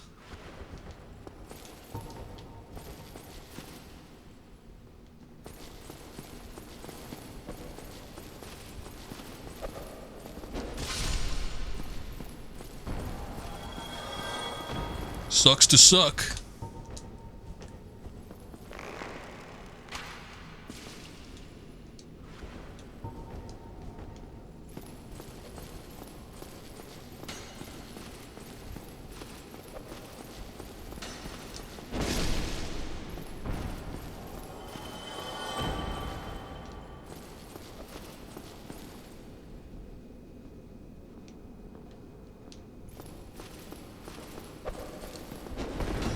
Ooh, we got a crafty one. Damn. Managed to get a hit in.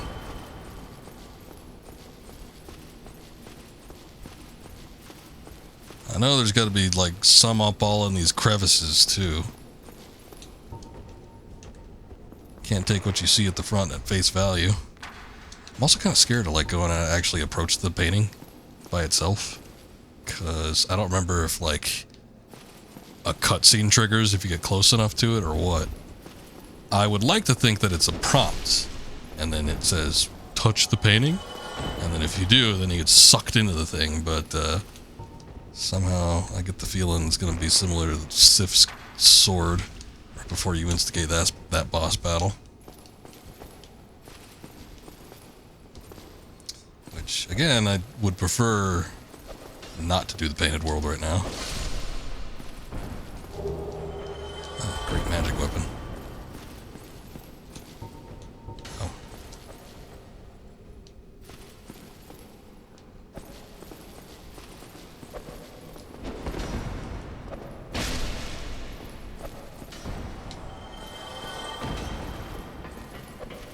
See, I knew there'd be one sneaking around somewhere. Sneaky ninjas.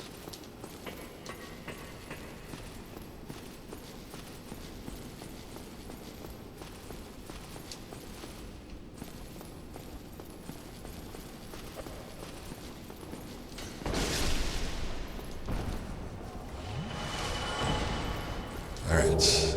Ah, okay. Ooh, black iron set. Just a straight up greatsword down there too. That could be like a power armor that we're maybe looking for. Something that'll get us some really good defense and really good poise. So far what I've been wearing has mostly just been like kind of mid-tier stuff. My actual capacity weight is well under half. So I think we could stand with doing something a little bit heavier. I think you have to be over half at least to get like fat rolls, which I guess I'm not too worried about, but it's just one of those things. Already, I mean, the weight difference is only by about a pound, but this is already looking like it's gonna be slightly better. And the armor not as much compared to the Eastern armor, just because I have that upgraded.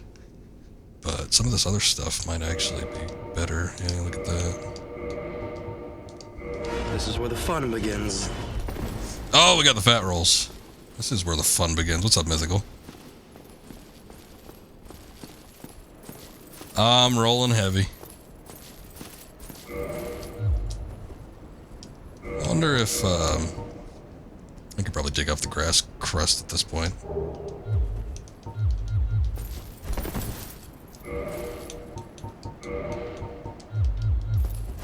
Oh, there we go.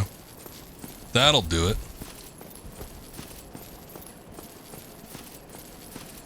Yeah, fat rolls on the fat man.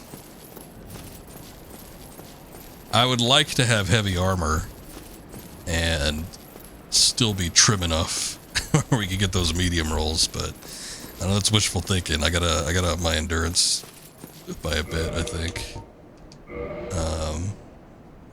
I'm only at 20 right now, so I gotta start looking at that. But still, we've been managing. I'll have to make do with a slightly less quick recovery on the stamina, I think, but otherwise, that's the only reason I have the Grass Crest shield. I haven't really been using it for anything else. If I fight something like the Hydra, I'm gonna have to put another shield back on, but I think at that point I'm probably not gonna be worrying about rolling too much either. I mostly just have to tank those hits. I think it's the best way to do it. I remember being deathly afraid of these guys first time coming through here, because by that point I had already gone through the whole church and everything. And I'm sure I didn't have too many Estus flasks on hand.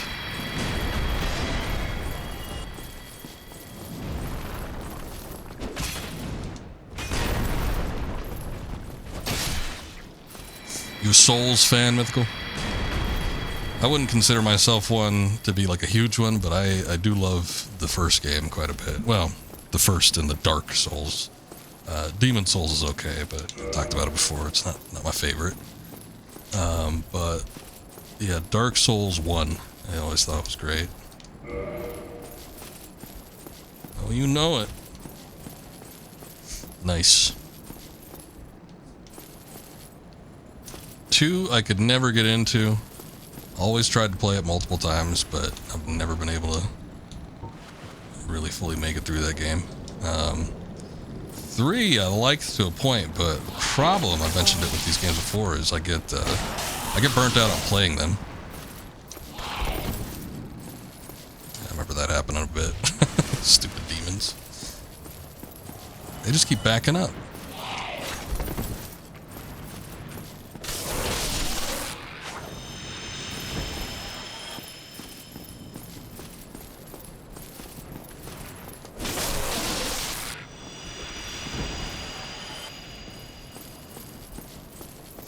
Alright. We're starting to get to these buttresses. Which, we'll talk about where the fun begins. This is where the fun begins. It's been 10 years since I've had to do this. I don't know what it's going to be like. There's something down there? I guess not. Looks like there should be something down there.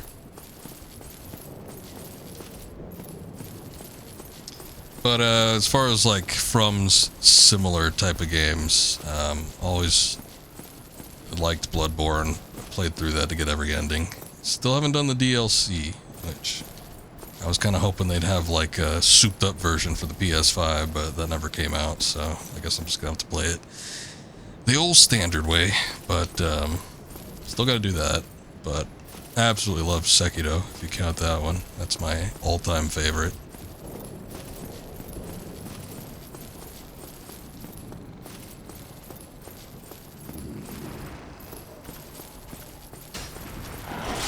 Like a mix of harpies from God of War and the clickers. I can see that, yeah.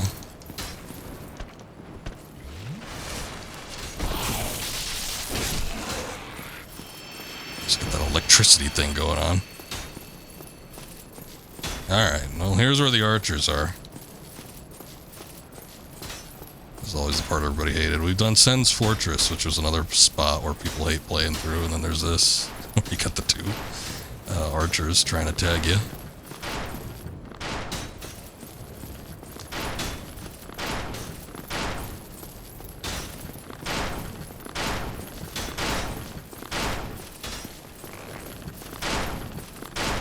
It's worse than the original game, because there was actually like a melee guy that was standing right here.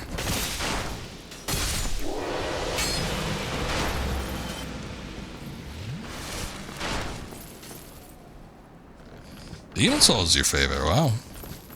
I don't know if I've ever talked to anyone that's considered Demon Souls their favorite.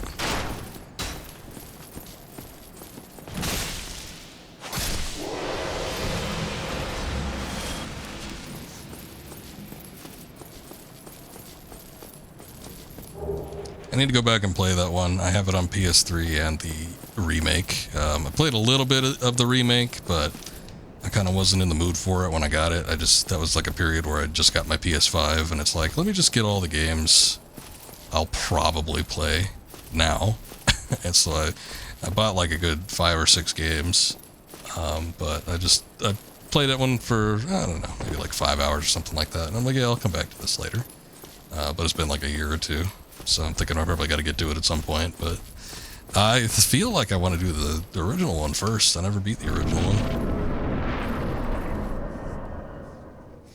Really? Played a little bit of DS1, but not enough to rate it.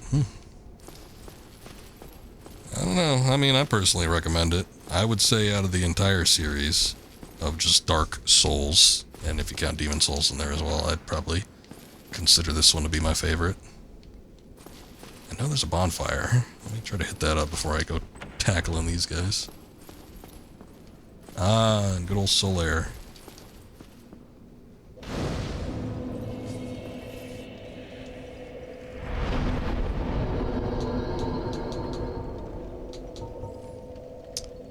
The thing that is the trickiest with Dark Souls 1 here so far that I've been coming across is they do not give you a lot of bonfires.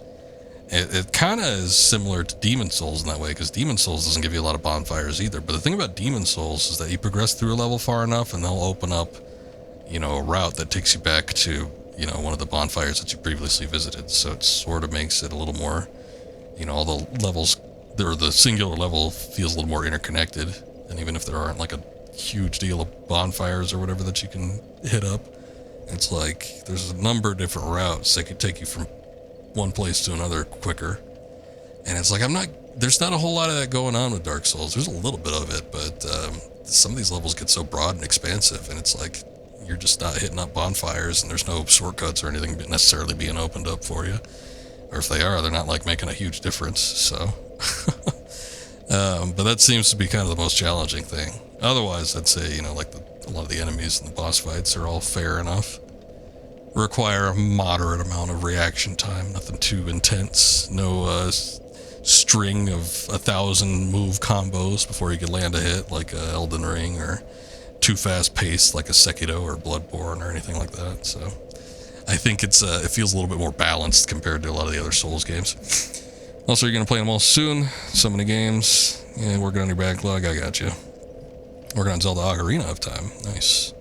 On your Switch. Have you played that one before? Or is that your first time playing through it?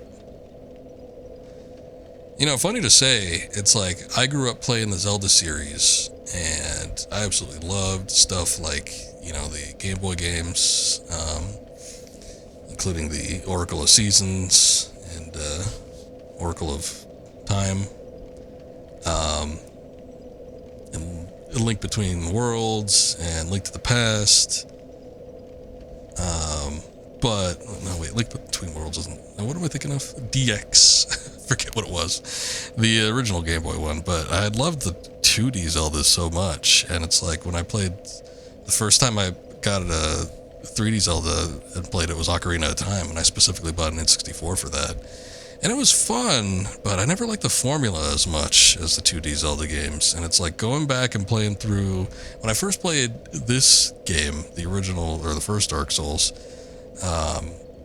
it reminded me more of like what the 2D Zeldas were, except for like the whole item situation where you unlock items in dungeons and you end up using them to progress through the world map and stuff. It's like that's the only aspect it's missing, but everything else about it felt kind of more like what I would have imagined 2D Zelda to be translated into 3D, more so than what the actual 3D Zeldas were like. But still, that might be why I like them so much. Zelda, again, is like one of my favorite franchises. Definitely my favorite Nintendo franchise, but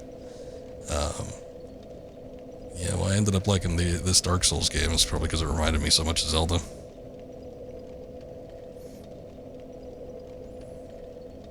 Got Majora's Mask on bid right now on eBay. Oof, can only imagine. Well, depends on the type of copy you get. I think the gray copies are probably a little cheaper. But still, I remember even just a few years ago. Well, that was back again at the height of like the collector craze that was going on. I think it's starting to die a little bit, but I remember looking a few years ago and seeing prices for like any Zelda game was way up there, unless it was something relatively recent, like any of the Wii games. Even the Wii U, I think just because of its shortened lifespan, some of those copies ended up going for pretty high prices. I remember getting Twilight Princess a couple of years ago. I got it for a reasonable price. It's used, but it was still like $60. So it was, it was used, but it was MSRP. So it's good enough. You got the gold hollow right now, $30 on eBay. That's on a bid. That might climb a little bit, but if you can get it for cheap, that'd be nice. I think they're starting to die down a little, so hopefully you won't have to go too much higher on that. But yeah, I think I got every physical Zelda game from the 3D era. And I got that, I was getting them probably right before the pandemic, again, right before the collector craze went on. But I got the collector's editions on the GameCube, on the Wii. At some point, I could probably do the Master Quest versions on the GameCube. I don't know how that's going to translate with that controller, but it'd be nice to check it out, I guess. But when I had first gotten those first N64 Zelda games, I got both gold carts and then the one with the holographic card sticker or whatever on Majora's Mask. But I'd gotten that back in 2000, 2001 maybe, early 2000s, and I don't know, they were like $15 at the time. So it's like that was the old crap. GameCube had already come out, and it's like everybody was moving on from the N64. So we can't level up, can we? No. Oh, there you are. You've been quiet these days. Smooth summoning out there. Anytime you see my brilliantly shining signature, do not hesitate to call upon me. You left me with quite an impression.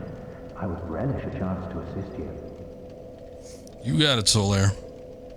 You really are fond of chatting with me, aren't you? If I didn't know better, I'd think you had feelings for me. Oh no, dear me, pretend you didn't hear that. Things are getting spicy here. Can then come to those who wait. Just got Pokemon Stadium 1 recently for 30. Right after price climbed down a bit. Yeah, cartridge games I think in particular are starting to climb down a bit. They're just not quite as high as they used to be. I was talking about that with a friend of mine, but it's like for a while there it looked like stuff from, I guess the Super NES days are probably still pretty high, but for a while there it looked like stuff from like even NES was way more expensive than it should be, and then finally starting to climb down. But any like disc-based games from any of that 6th gen like PlayStation, PS2 games, a lot of that, unless it was super popular or something like that, a lot of those are still really expensive. So market just fluctuates. You can never quite tell where it's gonna go, but once you start seeing a trend, that's probably your best bet. Just kind of wait it out. I was gonna say, I remember this guy being really easy to backstab. Took a second there, but we got it. Ah, more sunlight medals. I don't remember those being particularly useful. But we got them. Not really, no. I record with GameEye the games that I do get, and I do see kind of where their values are at, so it's like after I buy them. Typically, if there's something I'm looking for, and it ain't much these days, but I can make a mental note of where things have been and where things are. And it's like, I'll remember like, oh yeah, that was like super expensive back then. Now it's a little bit cheaper. But I'll kind of wait. There's going to be times where I'm willing to pay a price, and there's a certain range I can get to or not get to.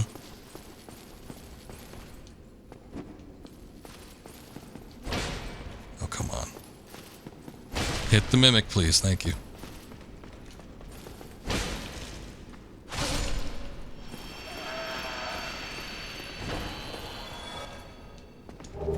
A cult club. Interesting.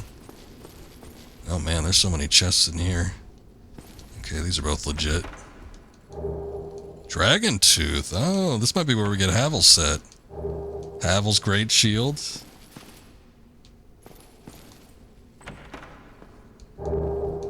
Havel's Gauntlets, Havel's Leggings. Boy, we just got this Black Iron set, and now it's already obsolete.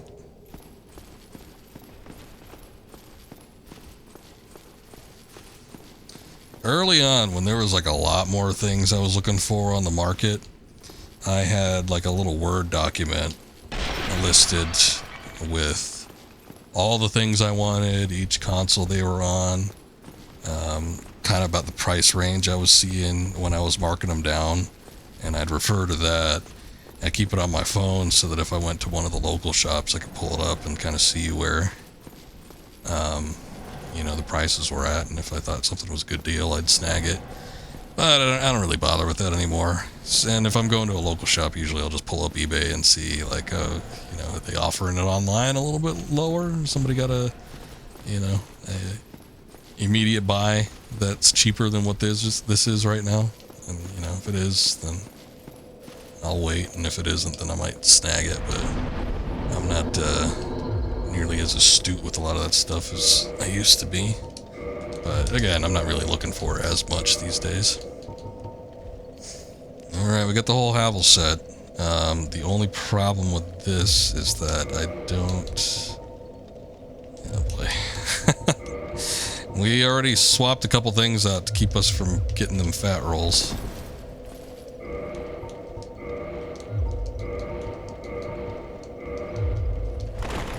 Yeah, look at that. See, the thing is, though, is it's gonna take some doing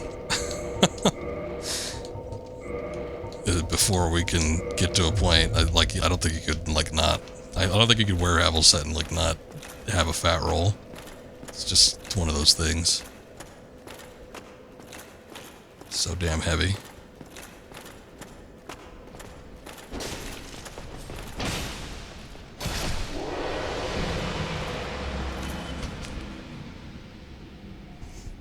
Retro game stores are becoming more of a thing and you're loving it. Yeah, I guess it depends on where you are. I'm sure like in more metro and busier areas they're probably starting to crop up. I see quite a bit of them like launch and then shortly close. So I don't know about like their staying power. They might not really last a hell of a long time, but you know, it's fun when they pop up. The only problem is, especially those ones that are new, a lot of times they're not going to offer like such great deals, at least from what I've seen. I was watching a YouTube video relatively recently, and there was a guy that was talking about, you know, his experience opening up a game shop like that, and he said it was like one of the worst experiences he's ever had. Just because of like the market demand and keeping up with the prices and oh yeah, I can't watch out these guys, can I? And inventory issues and haggling issues and rental prices for the space that he was at.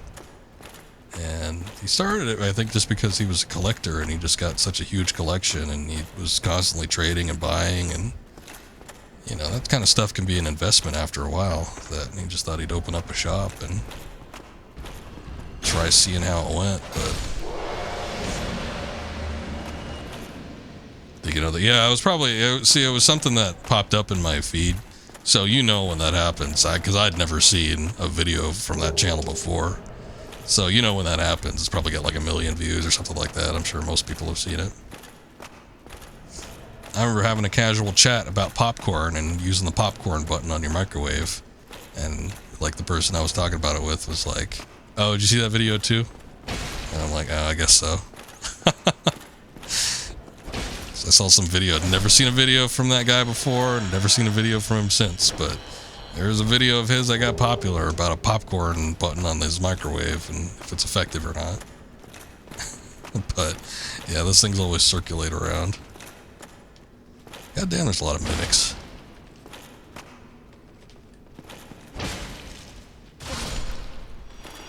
Get out of here. Got silver coins from one and got gold coins from the other. But anyway, my point being is that, you know, it's cool to see these shops and stuff pop up, but I just don't know how long they're going to be around for. Or, you know, the people behind them. I remember some of the ones that popped up around here in my town. There's one that popped up in the mall, and I didn't speak with him personally, but one of my friends that was kind of in the similar markets as me had a little chat with him, and he was talking about the guy's pricing, and it's like, the guy had expensive pricing for his game. He had the worst deals in town. Which of course means, you know, you're not going to get anybody except for people that maybe pop in and don't really know what they're looking for and maybe grab something for nostalgia's sake. So you're probably not going to be moving a lot of merchandise just in general, but the reason why he was charging so much is because he was renting a stall at the mall, and the stalls were expensive.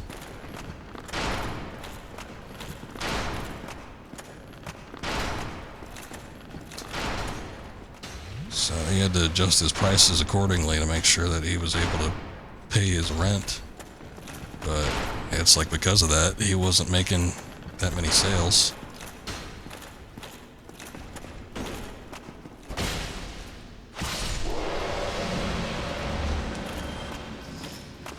And I think he ended up closing shop. He was not in there very long. I think he moved to another mall that was kind of like on the opposite end of town, but I don't know. I never kept up with it. I don't know what happened to him. I just know that his prices were bad, so I wasn't going to bother seeking him out.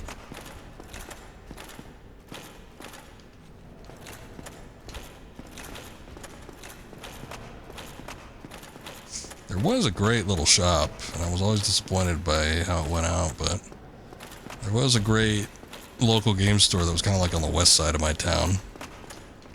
And they are actually a subsidiary of the one I usually go to. There's like one singular retro game shop that I always shop at, and they had a subsidiary shop that started as that, and then it ended up going independent. But yeah, it's just like when the pandemic hit, it's like, I think whatever bank they were going through that had loaned them out the money had, I don't know, wanted it all back or something, like all at once. They had quickly called for some type of funds, and that resulted in them shutting the whole thing down. I was chatting with that guy because I was actually buying a 3DS game on eBay, and I didn't even notice it at the time. But when I bought it, it was for sale and being shipped out in my town. And the guy messaged me directly through eBay. He's like, "Hey, I see you're also in this town. Do you want to just come pick it up?" I'm like, "Okay." So I said, "Sure." He's like, "Well, I can meet you pretty much anywhere in town," because he was a guy that was like kind of driving around a bunch of different places. He's like, "I can pretty much meet you anywhere. So just let me know where you want to meet up, and you know, I'll drive down there and meet you." So I was like, "Hey, yeah, there's this great there's this great retro game shop that's on the west side of town. If you just want to meet me in front of there, I can meet you there, and you know, could probably do a little shopping right after that." Lo and behold, the guy that I bought the eBay game from was the owner of that shop. And when I pulled up in front of that shop, it was closed. That was the first time I noticed that it was closed, because I, you know, it was on the west side of town. It's like I didn't go over there all that often, so I didn't know by default. But yeah, that guy gave it to me. He's like, "Oh yeah, I was thinking about maybe doing some shopping here." I told him, and I was like, "But I didn't know it was closed." And he's like, "Yeah, I used to be the owner of that shop." I'm like, "Oh, okay. Well, that sucks."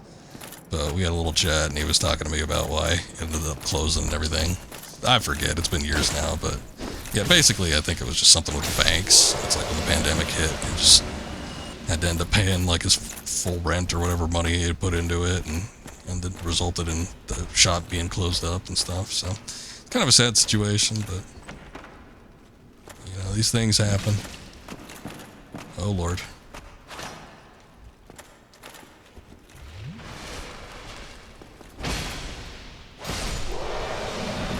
What are you doing, Honey Night? Whatever can be done. Ah, you again. Let me guess. Were you repelled by the Silver Knights?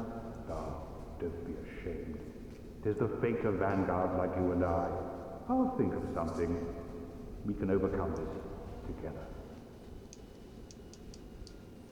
I mean, I could just go in there. Quite a fix. We'll need another 3, no, maybe 5 bodies. Quite a fix indeed. I'll charge in there. Don't you worry about it.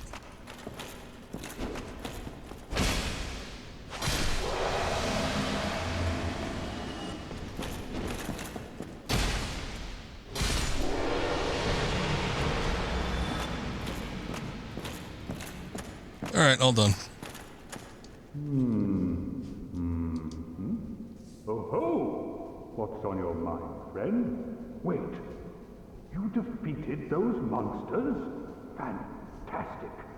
I'm saved.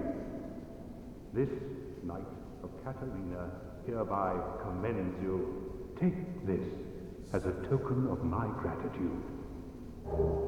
Tiny beings ring. Warned, Gallantry entails great risks. Next time, give me a chance to come up with a plan. Alright. Fools rush in and all that. I forgot to check what my poise was at. 161. That's kind of where I want to be at. Again, when I started this game and this run in particular, it's like I wanted to do something that I'd never done before, which was, you know, again, I'm sure it's not unique for most Souls players, but I wanted to have a completely heavy build where poise was just like the biggest thing, and you know, I had the most defense and I could just tank hits and swing away with a weapon without having to worry about too much. Because a lot of times when I play these games, I usually try to go for a medium build. And you know, I'm kind of balanced out. Not too heavy, not too light. I'm not really working with magic, but I'm doing something physically, something melee based, and it's like I do a moderate amount of damage, but nothing too extreme.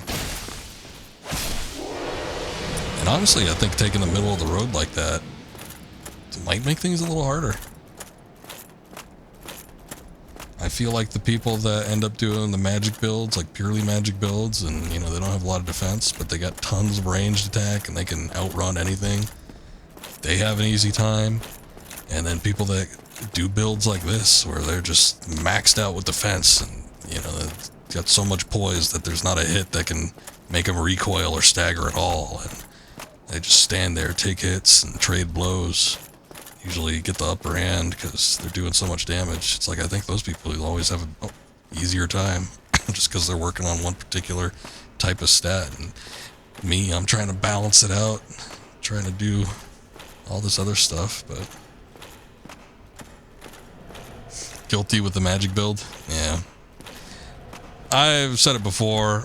You know, I'm sure it's not as black and white, but a lot of people do consider the magic builds to be easy mode. But the way I've seen it with like these types of builds, I'd say like this is kind of easy mode too. I say that now and I'm like taking these massive hits, but oh shit. They did a lot of damage there. But I've seen videos, I mean, I don't know exactly where their stats are at. I don't, you know, they don't pull them up right when they're doing them, but I've seen videos where people will take on a boss. I saw one recently where somebody was taking on Artorias, and they were wearing kind of like a similar set to what I've got on right now, and they, you know, Artorias would hit them, take out maybe a tenth of their health bar, nothing major, and then I wasn't talking shit. Where was the shit talking? Take out maybe a tenth of the health bar, and then you know, just trade blows, hit Artorias 10 times, and then it was dead.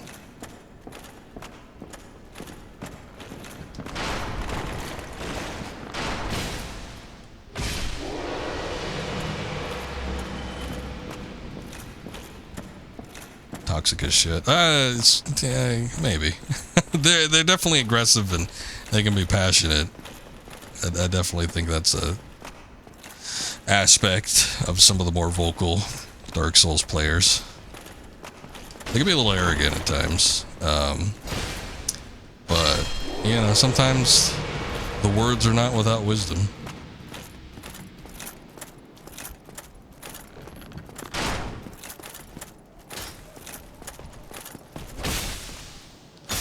But I've seen it before. It's like I was back in the day would have been hesitant to play this because, you know, I didn't want to play a game where I'd be dying over and over again. And then at the same time, it's like I've seen it before too. I've seen streamers start up Dark Souls, and you know, a lot of them just kind of ignore comments or whatever and just keep pressing on. But I've seen it before where it's like, you know, one guy was trying to start up this game and there was so much backseat gaming going on. He's like, you know what? I don't think I'm gonna play this game. And, you know, it upset a lot of people, but kind of more power to the guy. It's like, yeah, you don't really have to stand there and take it.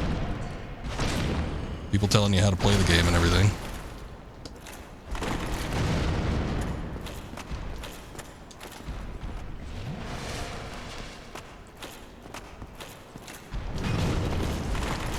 Personally, myself, I've never been a big fan of backseat gaming. I know some people could give less of a shit, but it's like, for me, I want to play the game how I want to play the game.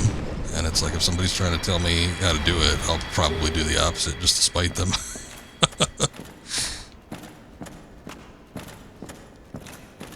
I remember with Breath of the Wild, I was playing that, and I had someone coming in here, and he was harping on me something fierce because I was putting in the points into my health, and he's like, "You don't want to do that." And I'm like, "Well, why not?"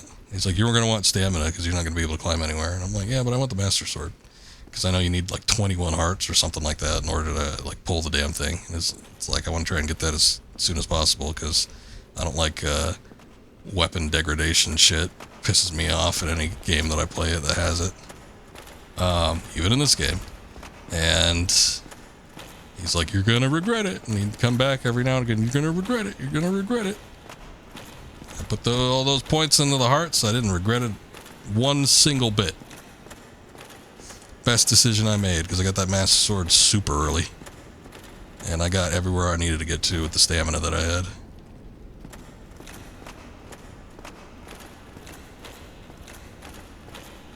I don't know where that drop goes, but I know that we have to open up the door down here. And I don't think that's how you do it. So I'm going to see about maybe opening the door, because we probably got to get that done first. I don't like it as much as the other 3D Zelda games. I've got a much, much bigger preference for classic Zelda. You know, 3D and 2D. But it was fun enough. But yeah, again, I don't think I found it nearly as entertaining as a lot of other people did.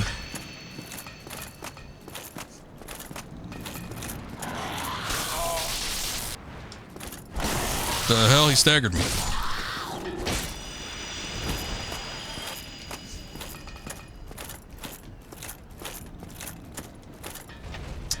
Link to the Past is my overall favorite. That's the one on Super Nintendo.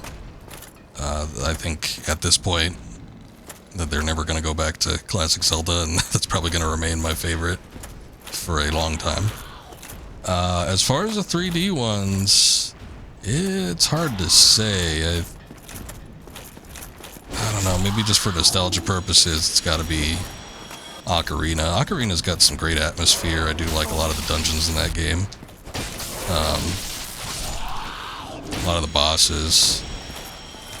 I just like the progression in that game. I think is real fun. But I don't know. Majora's Mask I think is great, but I kind of wonder about like docking points from it because it reuses so much asset-wise from Ocarina, and while it does a lot of new stuff, it feels so familiar, which I think is what makes it such a great sequel. But just trying to judge it as its own game is a little hard. Here's the giant blacksmith. Who are you? Forge your weapons? So he is the one that can take, I'm pretty sure he could take like the Divine Flame that we picked up, and he could do different weapon modifications that our previous blacksmith friend was not able to do. He might even be able to reinforce armor that the previous blacksmith was unable to. I don't know.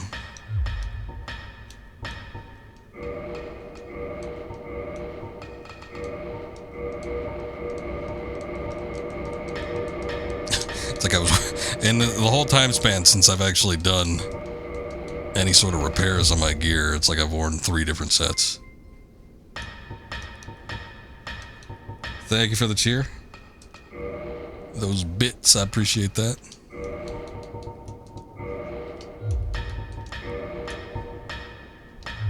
Alright. I'm not going to worry about most of this stuff, I think, for right now. Does he get that? Okay, so you can purchase... Oh, you can purchase Twinkling Titanite from him, too. That's handy. Of course, it's 8,000 souls each time, but still. If you just need, like, 1 or 2 or something, it might be better than trying to grind for him. He's got some giant weapons. He's got arrows with elemental properties. He's got the giant set, which is probably not bad.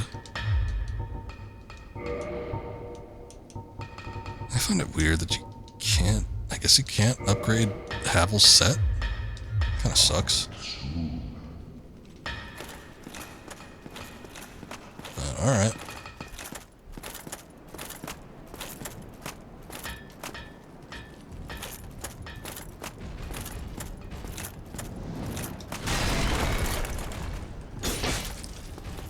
That was an unsuccessful dodge roll. I wanted to try and take care of both those guys. I think I'm just going to leave it for right now, but I want to try and take care of both of them before I go down and try to open the doors. Which... we got the blacksmith, so that's important, but... where the hell is the mechanism? It might just be right at the front. I do remember there being enemies down there, but maybe they're not that bad. If it's like more giants or something like that, I'm sure we could probably take them. There's a white knight archer.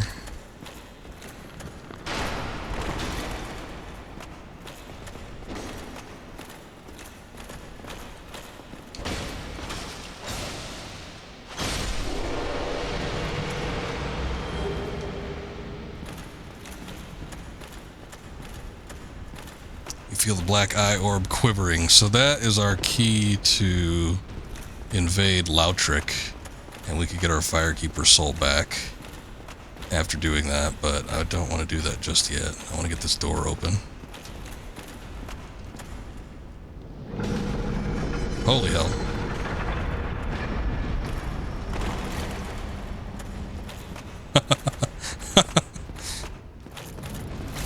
Oh!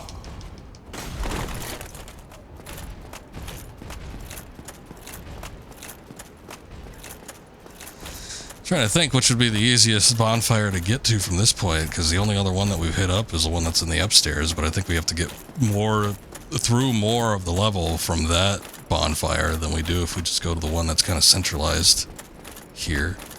Because now that we have the turnstile thing turned this way, it's just kind of a straight shot. I don't think those gargoyles come back. I mean, the only thing about this is that we gotta ride the elevator, but that's fairly quick.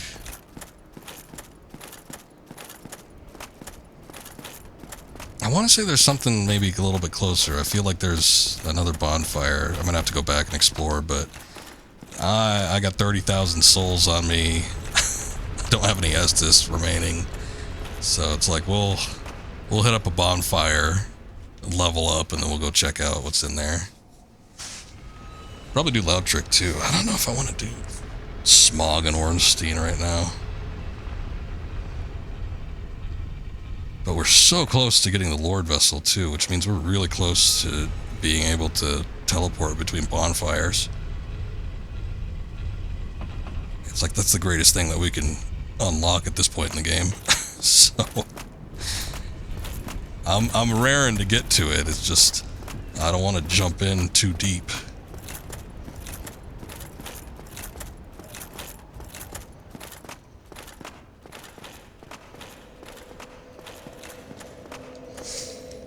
Okay, let's do a level up. I'm going to put more on Vitality. I think we're going to focus on Vitality for right now. I mean, I could probably put 10 points in Endurance. I don't think it's going to make a difference with the equipment load to an extent where we're going to be able to wear Havel's set and not have the fat rolls going on, so I'm not going to even worry about that right now. I'm going to take a quick BRB, just like a couple minutes, but I'm going to be right back, and then we will resume with this. Someone looked death in the face and laughed. Haha, it wasn't me. I said, well, I might have laughed, but then I quickly turned away and said, I'll be right back. We'll do this later. All right, give me a sec.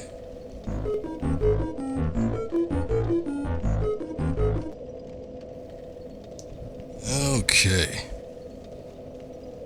And we're back. Alright. So we just leveled up. We opened up the front gates to the Palace of Anor Londo here, and we're going to make our way back. I don't know if I'm going to do Smogadorn's scene. Maybe not this go around. I want to say that there's, again, like a closer bonfire. I gotta look at the place a little bit more thoroughly. But there's a handful of things we can do there. I want to try and invade Lautrec and see if we can get that Firekeeper soul back. The only problem with Lautrec, I remember, is that he had, like, I think 2 other people with him. I don't remember specifically what the layout was like and if they were all that difficult, but hey, I managed to do it when I was much less capable, like 10 years ago. So I can only assume that it's probably not going to be that bad. Thank you.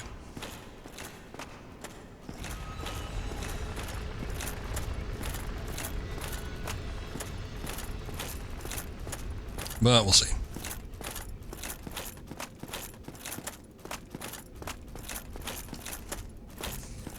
Yeah, the only problem with wearing this armor is don't know for certain, but it feels, just like with the animations, it feels like we're moving slower, just by regular default walking speed. And maybe the run, too, I don't know.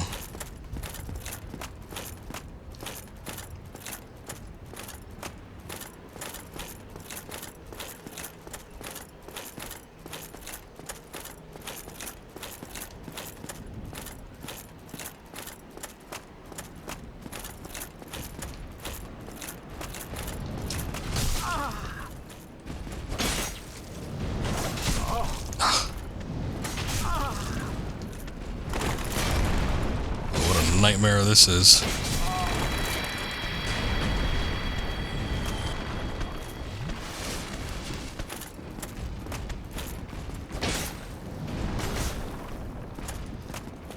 Okay, you're not going to be able to hop back anymore.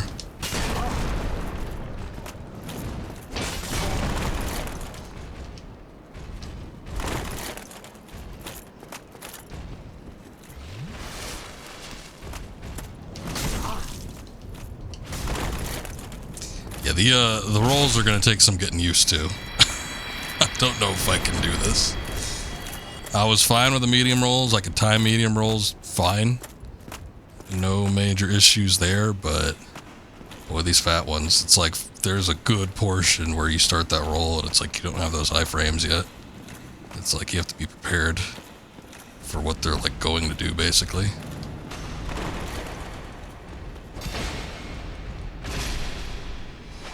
Okay, these guys look a little imposing, but they still go down in 2 hits, so that's nice. And they give you twice as many souls as the other ones do.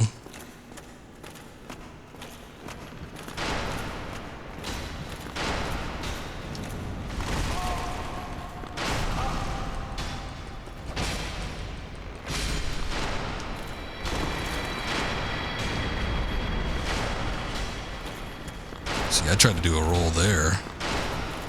And it didn't work with that guy.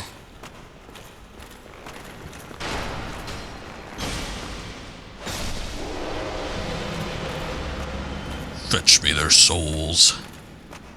I wish. Where was that cracked orb trembling? That wasn't a one-time opportunity, was it? I hope not. Should be this guy. When that orb trembles, that means you have the opportunity to jump into that guy's world and invade him. I always remember getting it like on this side. So hopefully it's just like a sort of a weird little placement thing. I don't know what we need to do to make it go off though.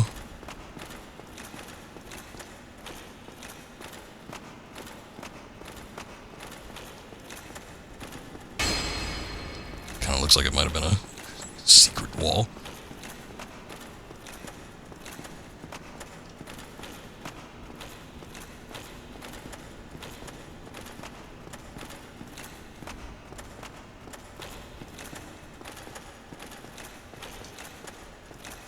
I was gonna say, maybe it needs to be at a point where I'm not hollow, but it went off last time and I still was hollow, so I don't get it. Maybe I could just use it since we already got the notification. Hold on. Oh yeah, okay, cool. The notification only happens once. So you could just use it at any point after that. Got it, got it.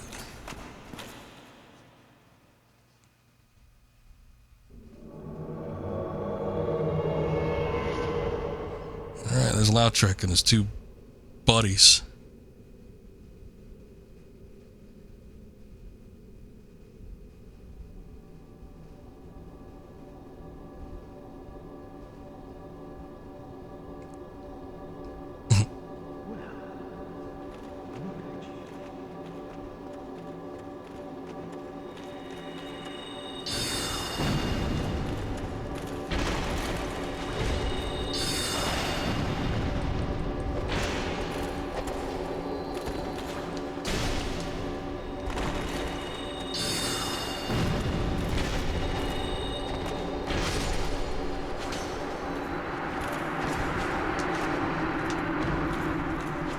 Oh, we don't get any heals. That might be a problem.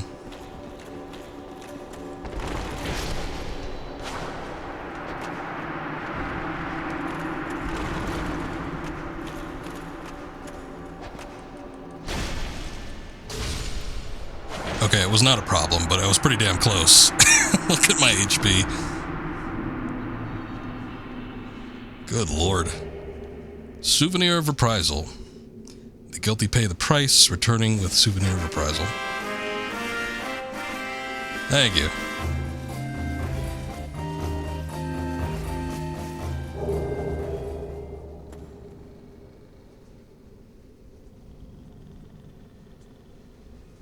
Alright, so, there it is. Okay, so we got the Firekeeper Soul. Ring of Favor and Protection, don't remember what that is. 5 humanity, that's nice. But with that particular Firekeeper Soul, we can now restore our Firekeeper. And the Firelink Shrine will be accessible once again. Of course, we gotta get back there, but, you know. Yeah, luck who? Who needs luck?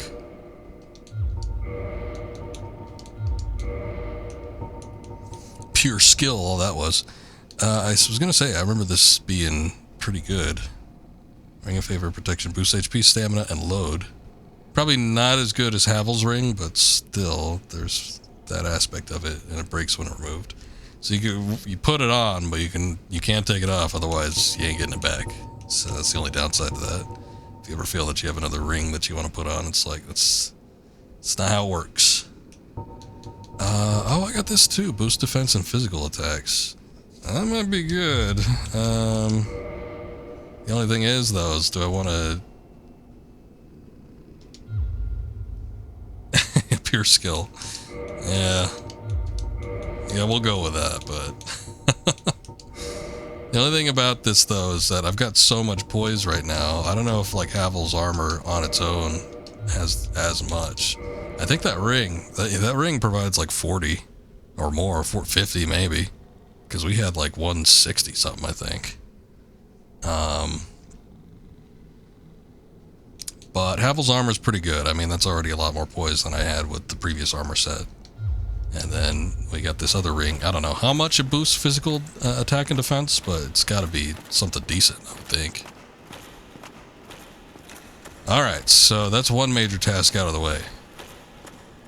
Which I'm happy with that. Let me go talk to the... Actually, it'd be easier instead of climbing all around there. Oh, you know what? Let's go up top here so I can drop down and get whatever item that is that's kind of hanging on the rafters over here. But I want to talk to the giant blacksmith again to see if I can give him that flame. Because the previous blacksmith said he couldn't do anything with it. He pointed it out. He's like, oh, that's an interesting flame, but I can't use that. So I figured that I don't think there's any other blacksmiths. I think it's just him and the giant one. So... He's got to be able to use this. Why he's hesitant about doing it, though, I don't know. Maybe we have to have a particular, I don't know, blacksmith kit for him or something.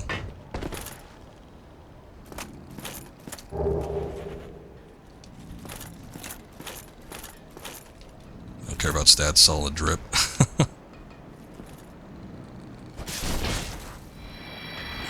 Well, that's a fine thing. Especially on New Game Plus runs, but yeah, first time running through, I'm gonna be more cautious, I think, with what stats I'm carrying. Usually, by the time I'm like almost done with the run or something like that, I'm typically just wearing whatever, but I definitely would like to try and max out my defense and poise just to see how good we can get it.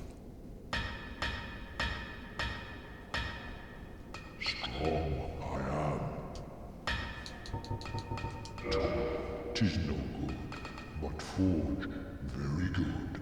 I help anytime. Yeah, he's still not talking about the flame that we have. I don't get it. He could do all this other crap. I don't even know what these are. Lightning and something. I don't know if that's like cursed or occult or what. That'd be Demon Titanite, actually.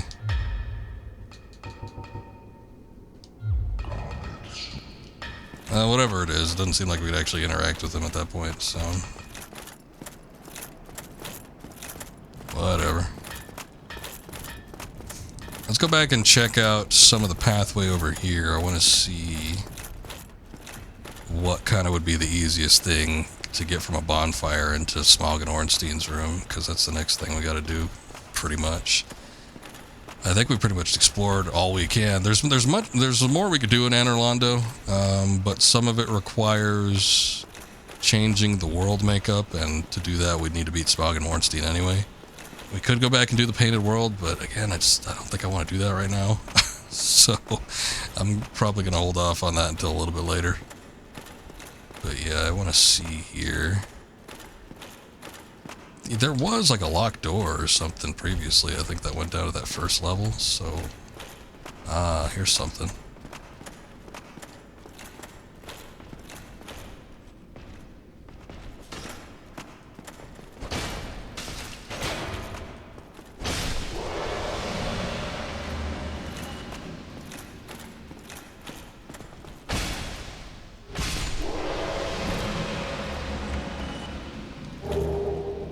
Thank God I didn't even look at the chain.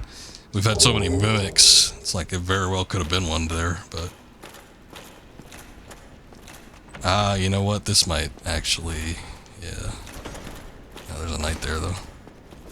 Okay, so there's like 3 knights on the way, but I think this might be the closest bonfire.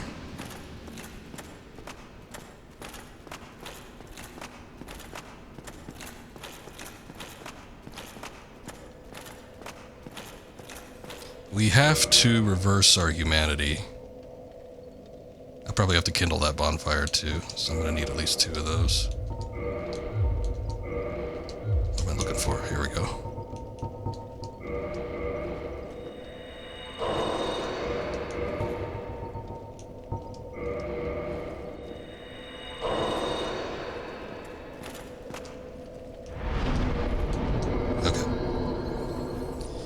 Reverse the hollowing, because we're going to want the summons.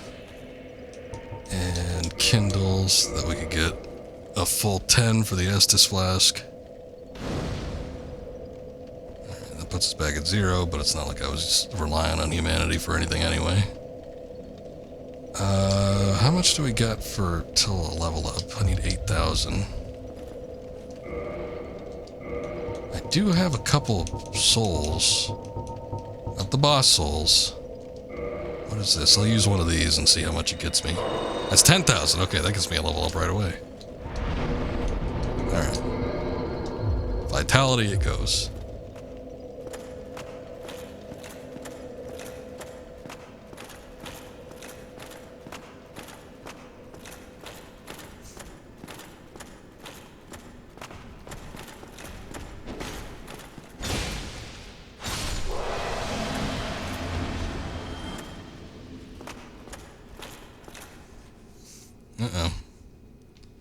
noticing a little bit of buffering.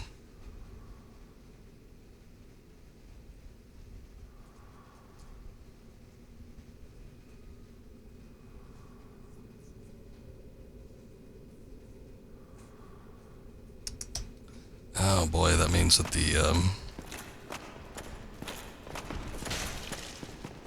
not even paying attention. The internet might be crapping out or something.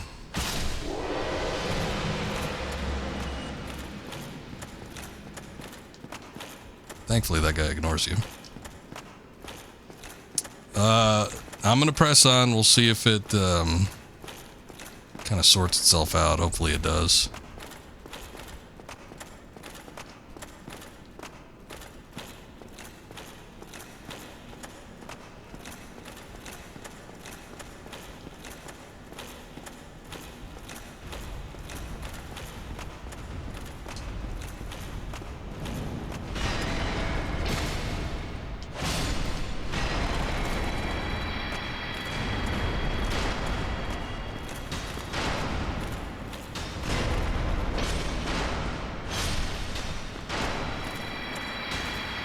Take out those guys so I can summon in peace.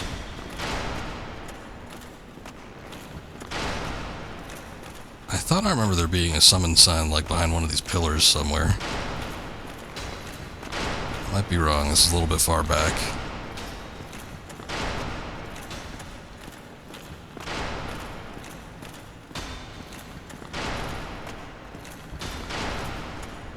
As slow as I am, this guy doing the archery job up here still can't keep up with me.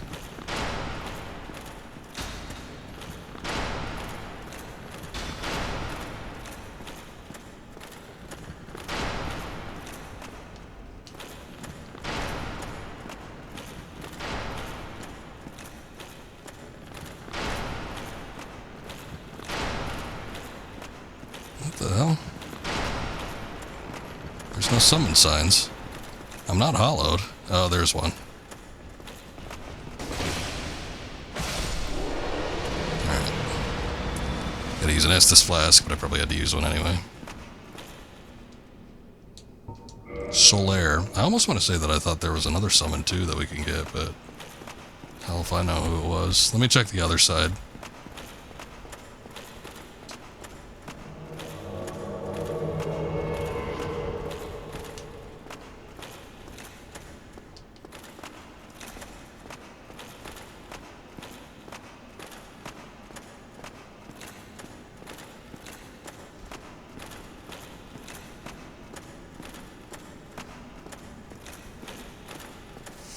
Alright, it's time for the big bads. This is the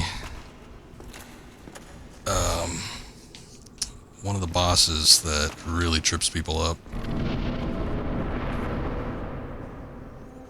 And it's not even the first time that we've dealt with a boss that is like a multi-man effort, because we did fight the gargoyles, but the gargoyles are so much easier compared to these two.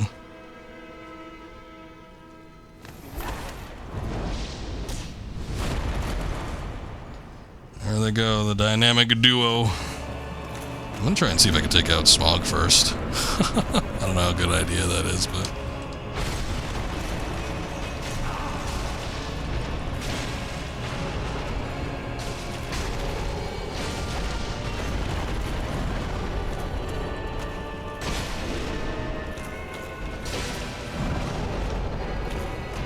I'm a fat guy, you're a fat guy. Why don't we be fat guys together?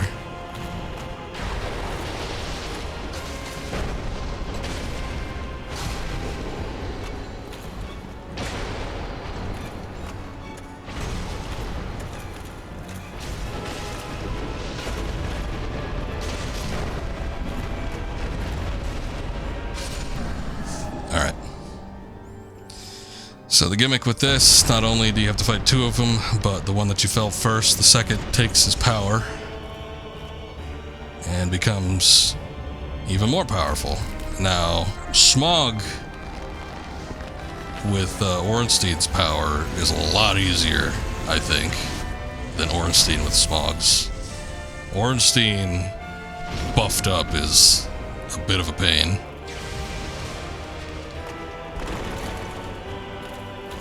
We'll see how he can do this. Solaire's still here, so he might... Oh, that does a lot of damage. Shit.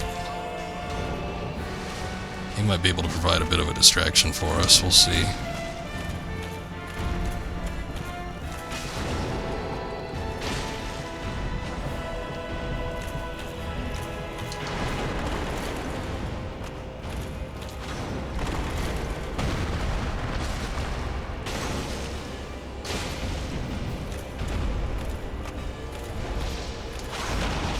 Oh! That's it for me.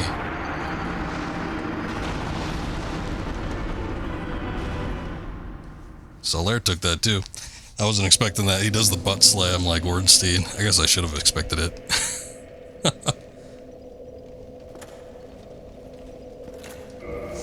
Yeah, he does the butt slam like Ornstein, but, or Smog rather, but, on top of that, he's got that big electric blast, which, at my speed, I don't know, this might not work. This might not work with, this particular setup. I might have to go back to the other armor I was using, just for something a little speedier. I might do that now, actually.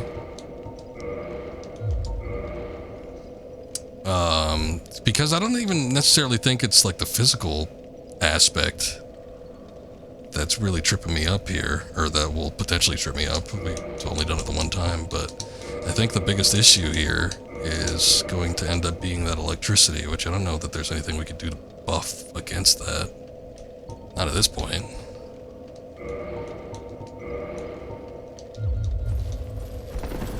No, even with those legs, it's still too heavy. Okay, that's better.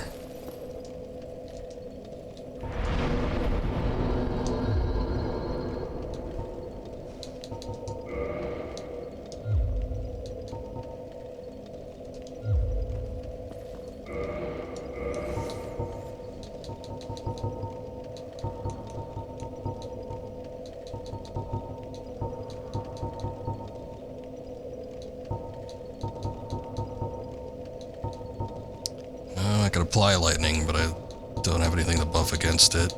See, I'm used to the later games where they give you all manner of items that you can use to buff out certain aspects.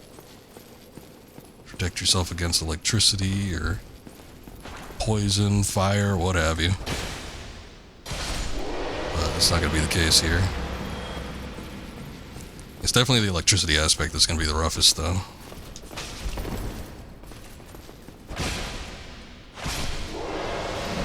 Starting to miss that defense I had. I think I was managing to tank those hits quite a bit better.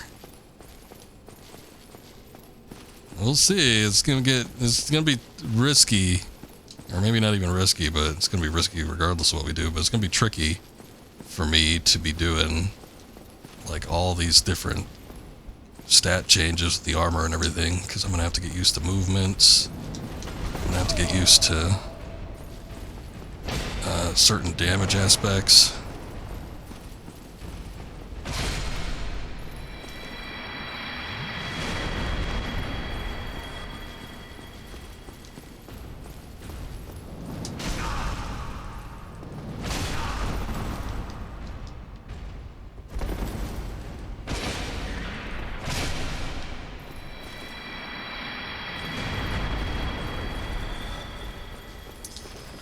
The other thing that might end up being a pain is if I end up using a lot of humanity. That's not going to be good. I mean, I got like 14 or something right now, so we're okay for the moment, but... yeah, depending on how many tries I got to do this. I remember watching people stream this game, and this boss always took the most amount of attempts. Even the final boss in this game wasn't nearly as hard as these guys. You know, with all that equipment I took off, I could use a shield right now. It's sufficient strength with one hand.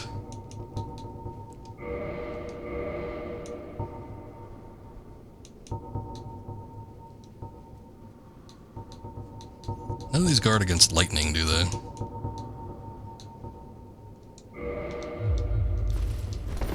Damn. That's still too heavy.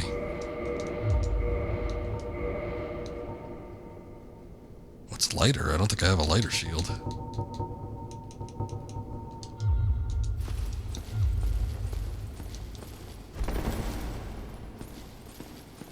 And where is Solaire? Did he get lost? I think they're HP. Oh, what are you doing? I think his HP drains the longer he's out.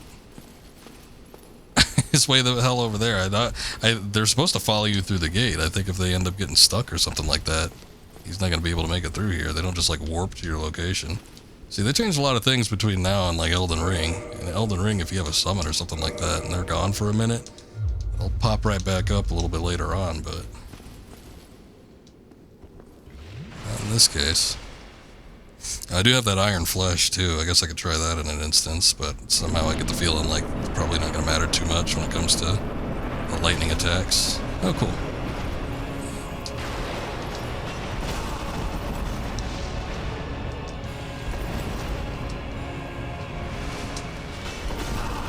Damn.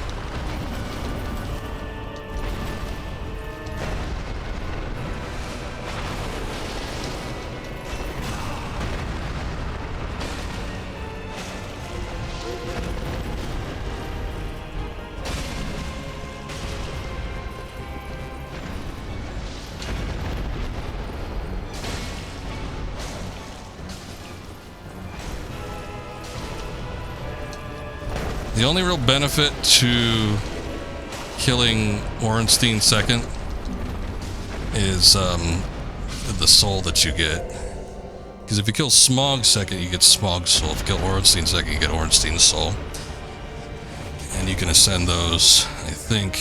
Well, I think depending on which one you kill too, the weird merchant, I forget his name, but he ends up selling their gear or something. And then on top of that, you can also unlock their weapon. So that's really the only benefit to killing one over the others, first or second.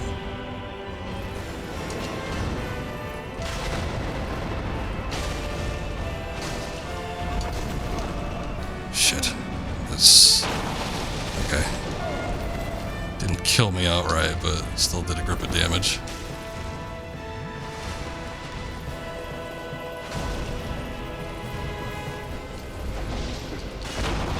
Ugh. I didn't die with that though, so that's good.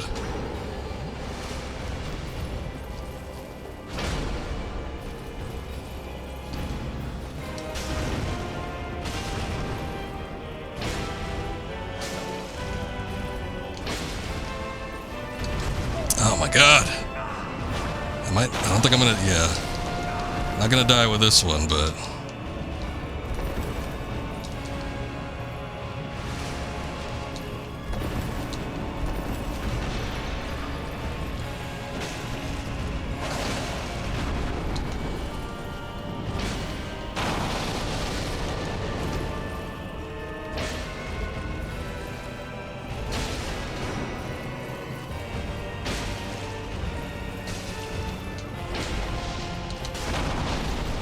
Did that kill me? Did not?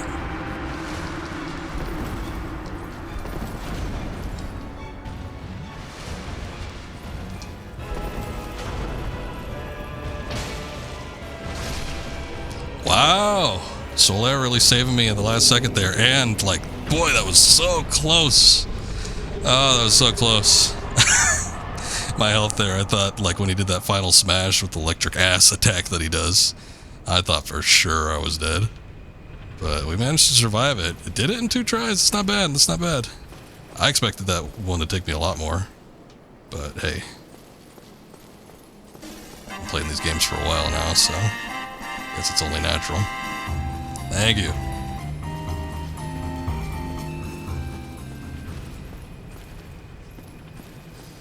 Alright. There's our fair king and princess, and someone's been removed.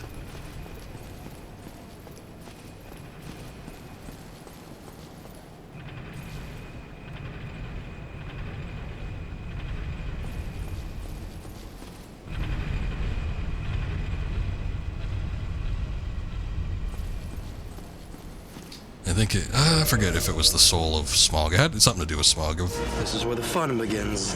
It's the fun. The fun has already begun. But I think it was either the Smog, the soul of Smog, or one of his items or something was the first time I actually noticed that, like, the item descriptions have little lore bits attached to them. I didn't see exactly what we got out of these guys. Let's see. Actually, they'd be unusable items, wouldn't they? So we got the soul of Ornstein. What does it say about this?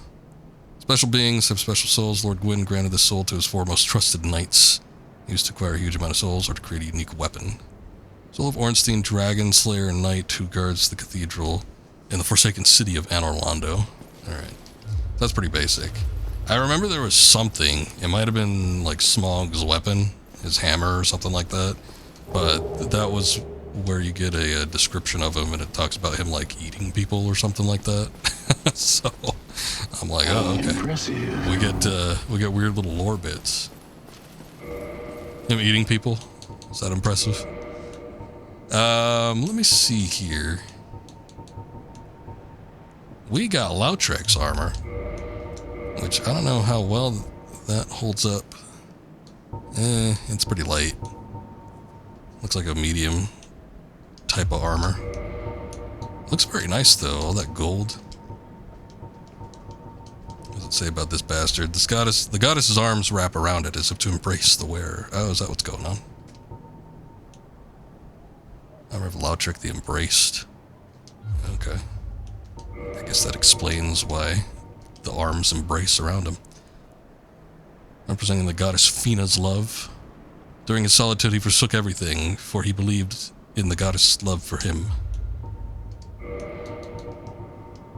During his solitude he forsook everything, for he believed in the goddess' love for him. Okay, so I guess the other armor bits. Let's see what this says. Yep, all have the same description.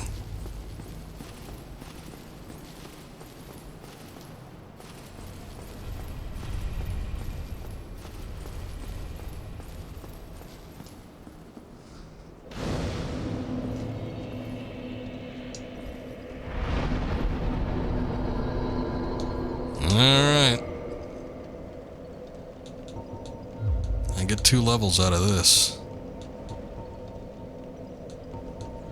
Look at 2, like a level each is 1.5 in terms of the equipment load.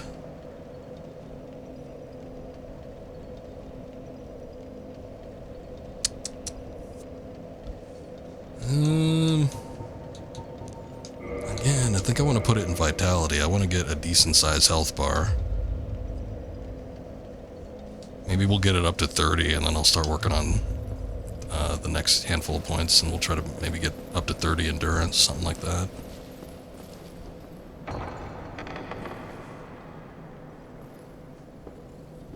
Great chest ahead.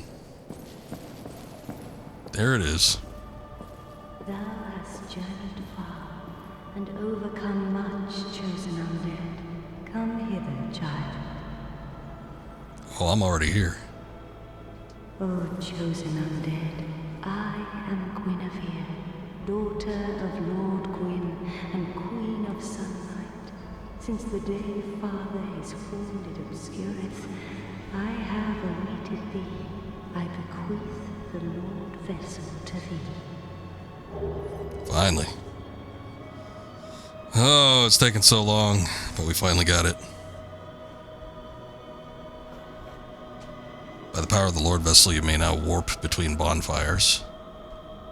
And beseech thee, succeed Lord Gwyn, and inheriteth the fire of our world. Thou shalt endeth this eternal twilight, and avert further undead sacrifices. Alright. Big booby indeed.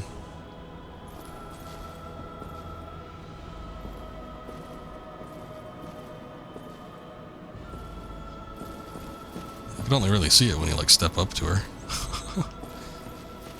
It's that inherent light that comes in from the chosen undead. So there is an alternate boss that we can do here. Well, not alternate, but I guess an additional boss that we can do here. But we need to kill her first, and I'm not ready to do that. I think before I turn Anno Orlando into the Twilight version of its glorious self right now.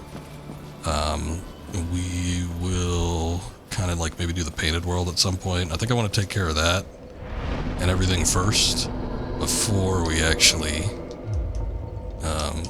start making any differences with the actual layout of this place. Oh, we could just go to the Firelink Shrine. That's interesting. Let's try it. But this is a feature that's present in pretty much every Dark Souls game. The ability to warp between spots.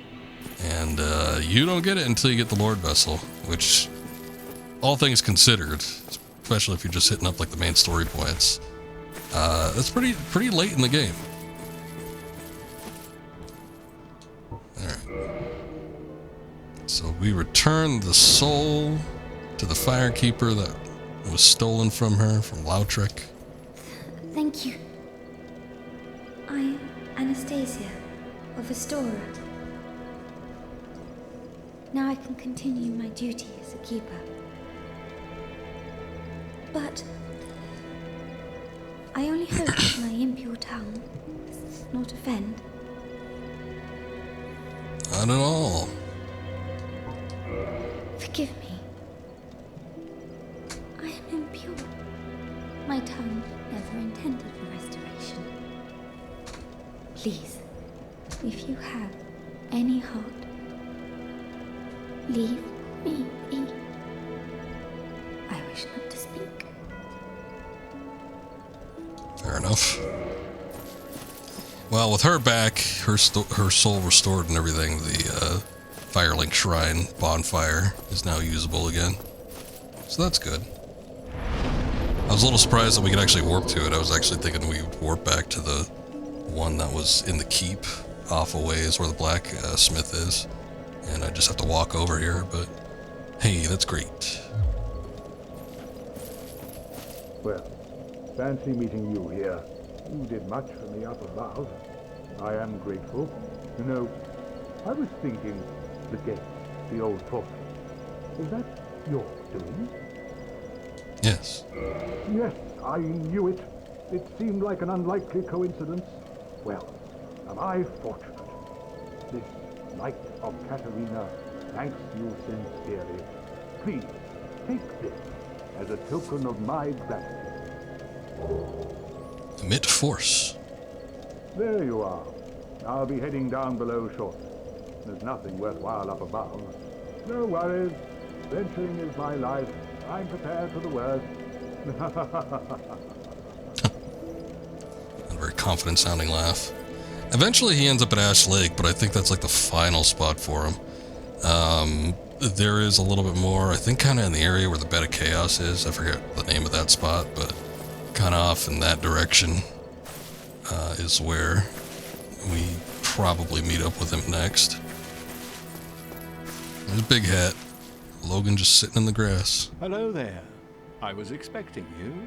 As promised, I will share my sorceries. I'm afraid that you are unable to learn sorcery. The basic framework, you see, it cannot be taught. Oh, do not fret. Life isn't all about sorcery. You will find your own way. Don't frown with regret. Peer forward with your head high. It might be an intelligence check. I think maybe we need to be at a certain intelligence before he could actually bestow any magic upon us. Oh, hello again. I was waiting to tell you. Master Logan has returned. Yeah, I freed him. He tells me that he has you to thank. Ah, yeah. Well, we are both in your debt now. Thank you, sincerely. He's just over there. Go along and have a chat. I did. He told me I was too dumb.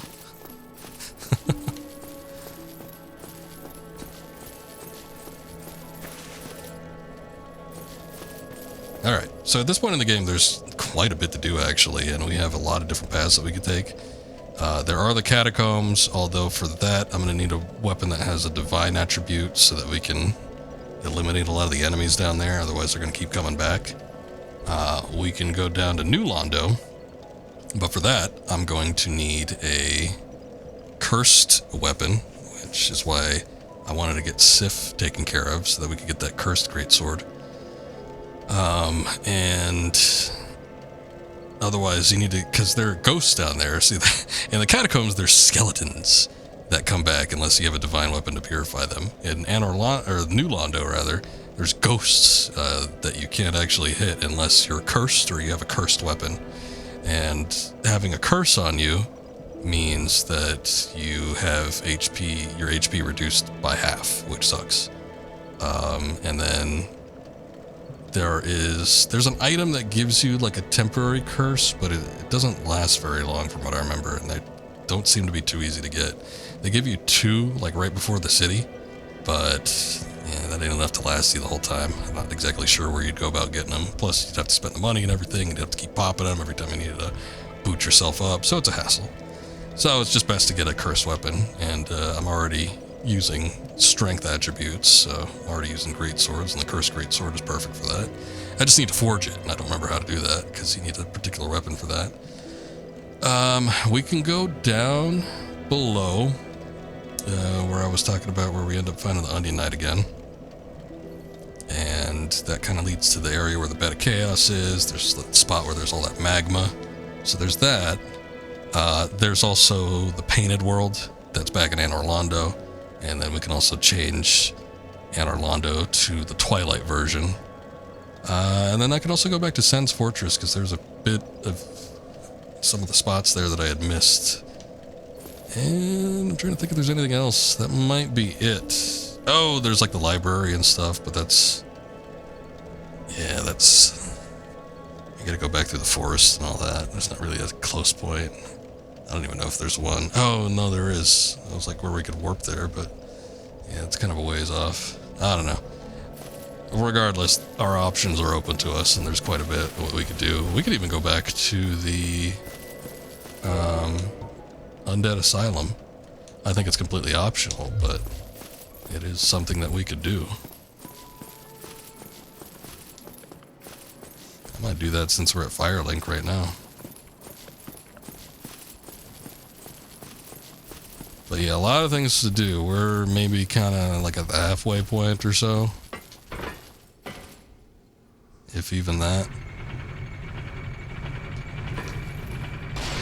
Oh. Didn't realize there'd be a hole here.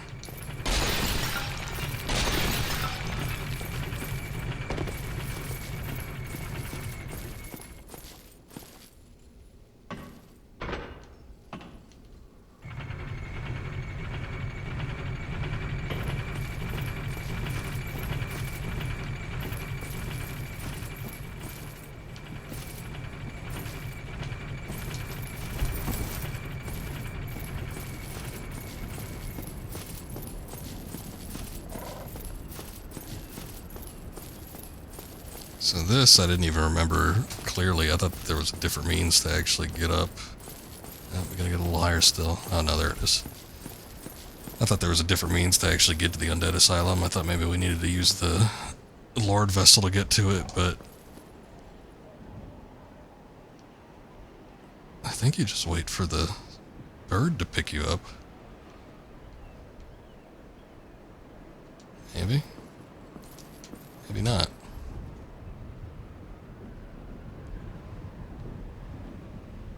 I thought that was it. I guess not. Huh. Well, let me see. How do I get back there then? Hold on, I gotta close and or open my door a little bit.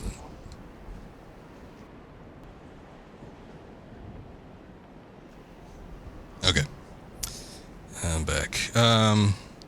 So yeah, there's a means to actually get back to the Undead Asylum. I just don't remember specifically how to do it. I thought you had to get into this nest. Let me see. Let me just curl up into a ball and just wait here a sec.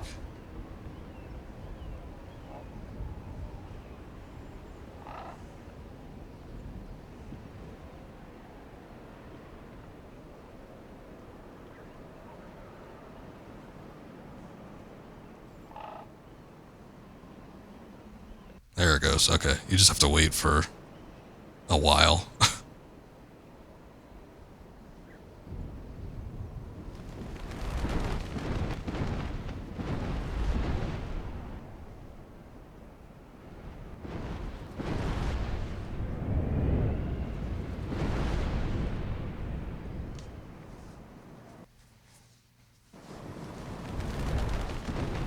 There we go.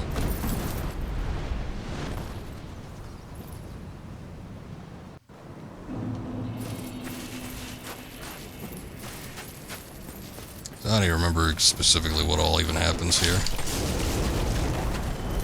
There's obviously some hollows. These guys are still a pain in the ass. Boy, they just keep knocking me back, don't they?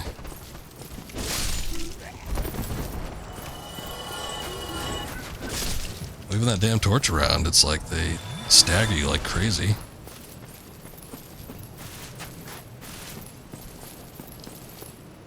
Good job, go straight ahead. This way?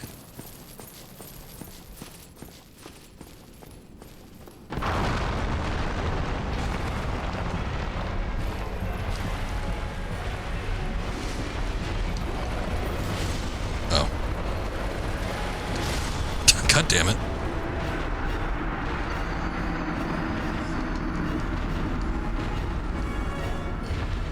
I saw it coming, but the little hollow there had me worried. I'm like, oh no, he's gonna trip me up. I'm gonna have to maybe see if there's a bonfire we can access there. I don't think we'd be able to warp back there, right? Haunted Parish Depths, Stone Dragon, Daughter of Chaos, Chamber of the Princess. Nope.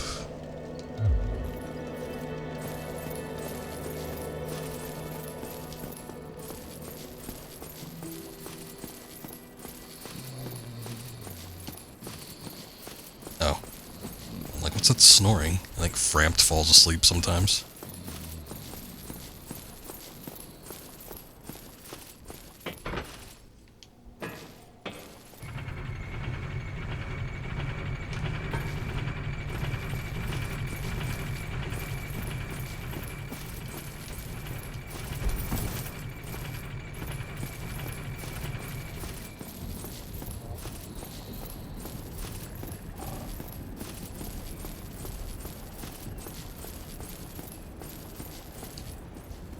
Let's see if it takes as long. No. It's a little quicker this time around.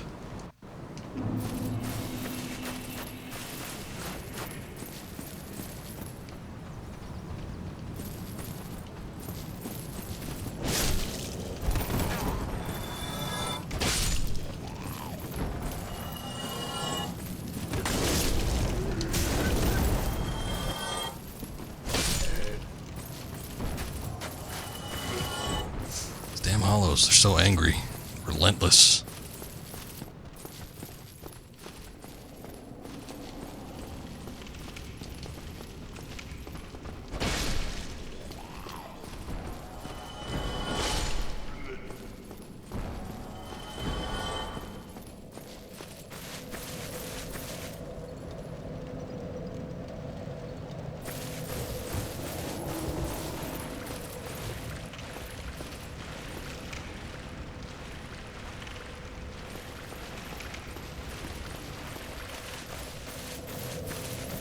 So the Elite Knight at the beginning of the game, I think, turns undead or something. He starts... What the hell?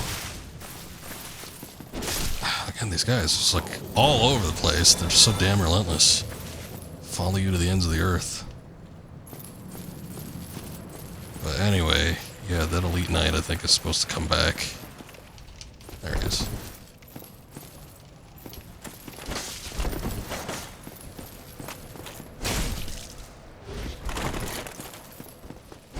Oh, you're rolling heavy.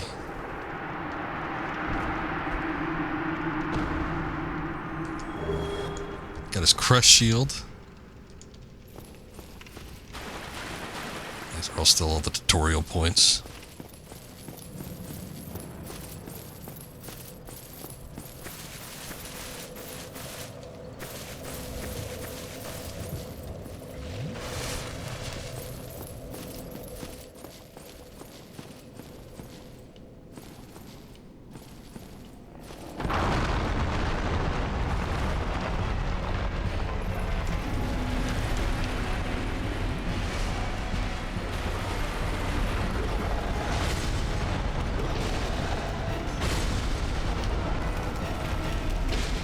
right in that gun.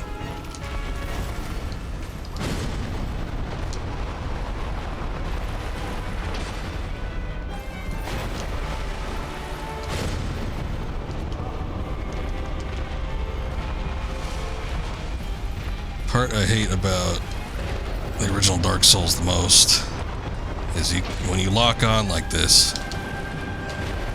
you can't run, you can only roll.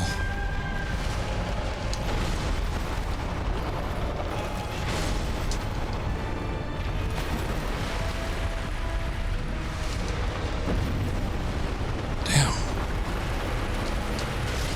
Oh, Jesus. I'm surprised by, like, his reach.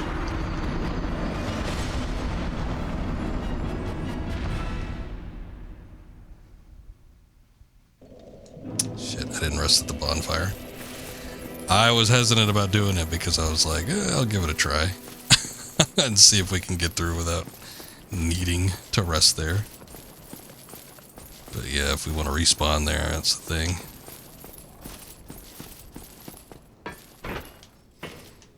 Yeah, he takes out like half my health bar with a hit, a single hit.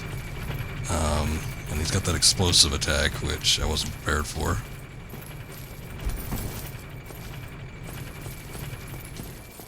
Plus, he can reach across the entire arena. So it's like you pretty much have to dodge him. I guess I could bust out a shield. Try that. I'm probably just gonna rest at the bonfire there, just so we can try to expedite things, not needing to get transported over here by the Raven each time. But I just hate these hollows, they're so annoying.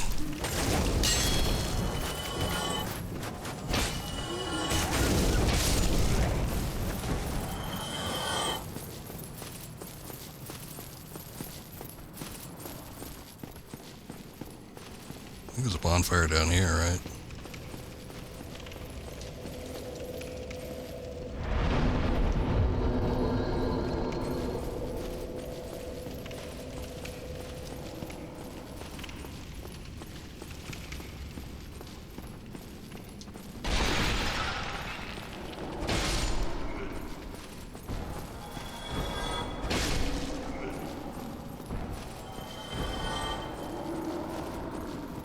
There was that third one that came running out of here from God knows where. I don't know where he came from.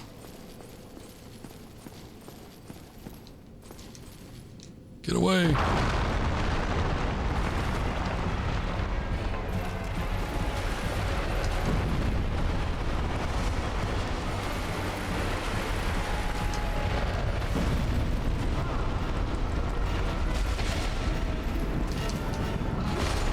Shit.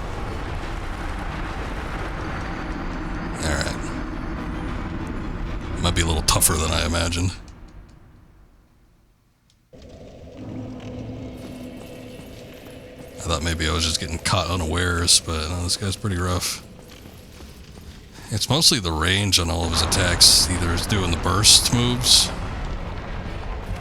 or getting you from halfway across the arena. I think I did a decent amount of damage to him before, too.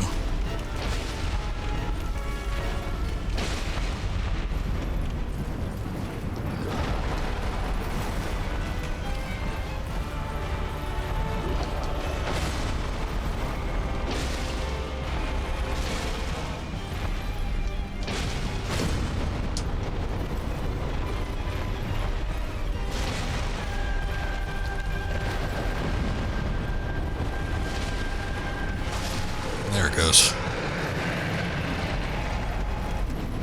Get that big ass out of here. Titanite slab, huh? Got humanity and a homeward boner.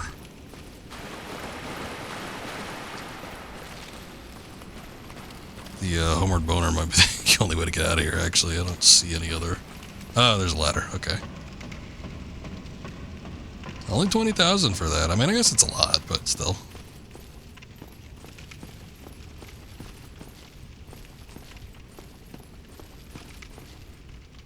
I wonder how far this puts us back.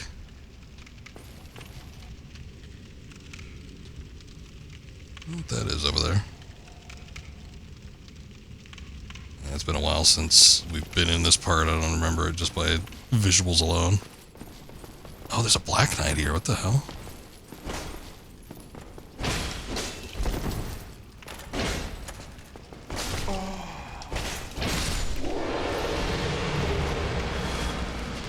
I was actually kind of hoping he died one, but nope, that wasn't going to work.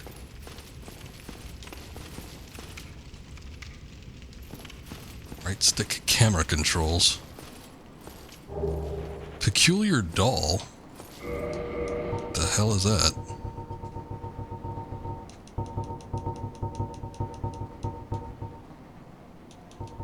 Is that a weapon? Maybe it's a, like a talisman or something.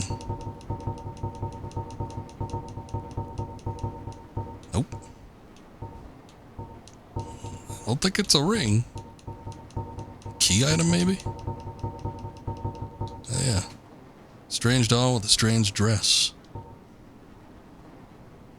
There was once an abomination who had no place in this world. She clutched this doll tightly and eventually was drawn into the cold and lonely painted world. Oh, you know? Okay, I'm kind of remembering that. I think we need that in order to do something in the painted world. It's a good thing we didn't jump in there just yet. I mean, you can always jump back in after the fact. But yeah, I think the doll then is probably something that's required to, I don't know, get a key item, cause some sort of event to happen in the painted world. Something like that. Well, cool. So I guess fighting the fat demon isn't the only reason to come back here. Well, there's the knight as well, I guess. He can get his crest shield.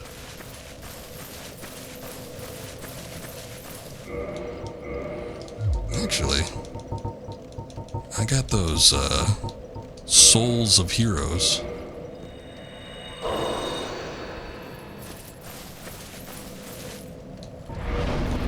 Do a little level up here. Get my vitality up.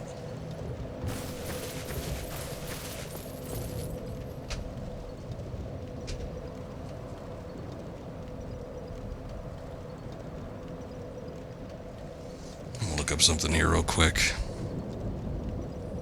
I don't know if I want to do New Londo next, but I definitely want to see about getting that cursed greatsword.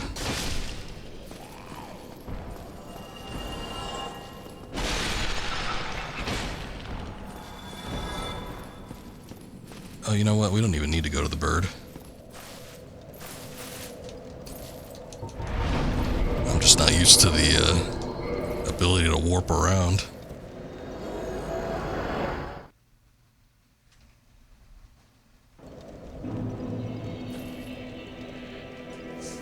Okay. I think the only... I don't know who can ascend souls, if both the blacksmiths can or not, but...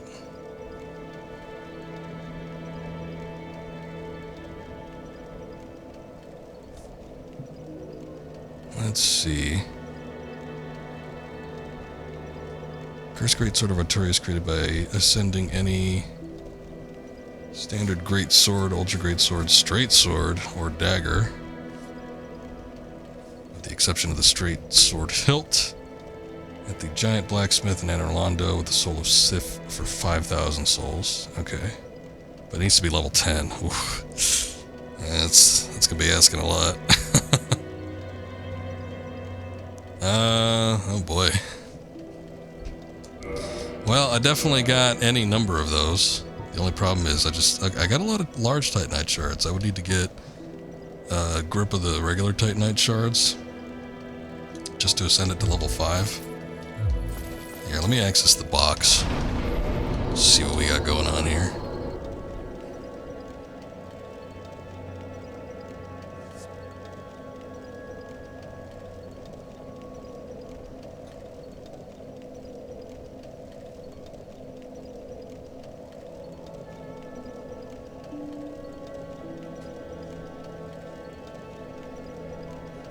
Alright, sorry. I'm going to pull this back up again. Accidentally closed it.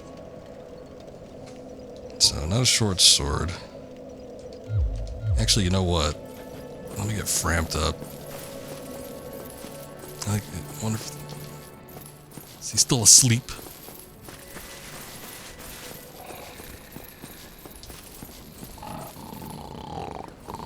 Look up. No, no, I'm fine. I'm fine. Well and wide awake. Do not treat me like an old withering snake. How are you snoring over your talking? That's weird. Heavens, you have done it. You have retrieved the Lord Vessel. After 1,000 years, it is you. It is really you. Triumphant snake sounds.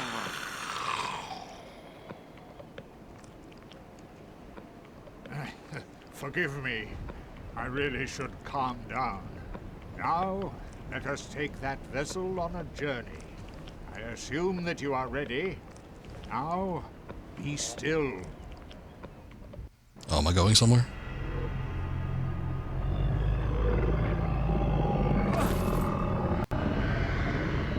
Alright. I guess I forgot about this. All I wanted to do was give you some stuff to eat so I could clear out my inventory. But yeah, sure. I could go do whatever this is.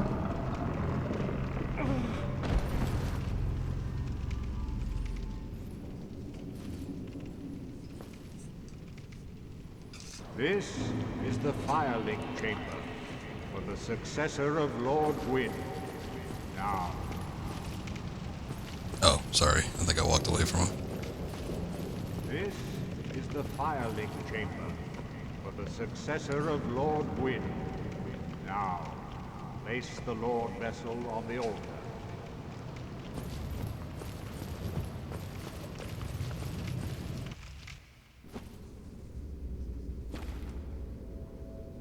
Wow, where was I keeping that? I forgot it was as big as it was. Shove that in my magical bag.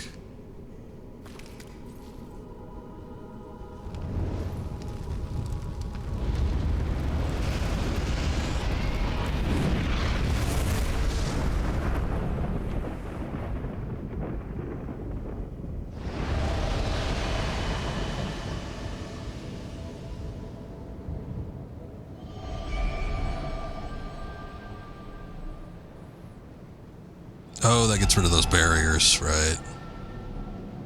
Yeah, we would have needed to do that before getting into a number of different places anyway. I forgot. Man, we saw one of those and I still forgot about that.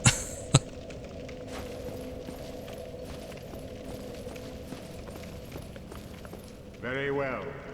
As Kingseeker, I shall now instruct you, the Lord's successor, in your next task.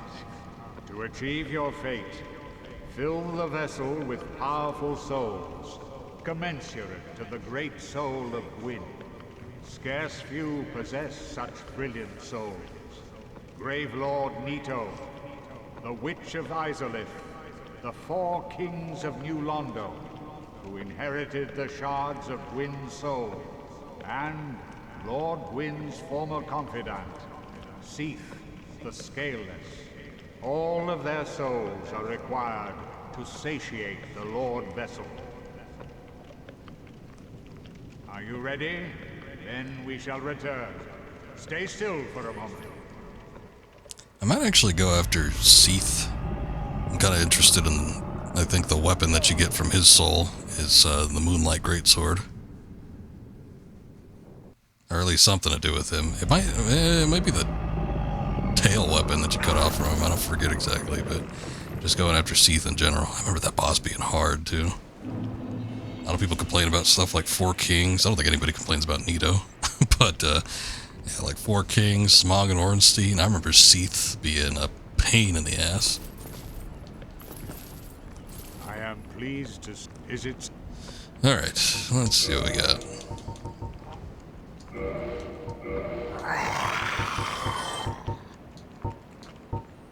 Got hilts, we got the claymore. There's just the standard greatsword.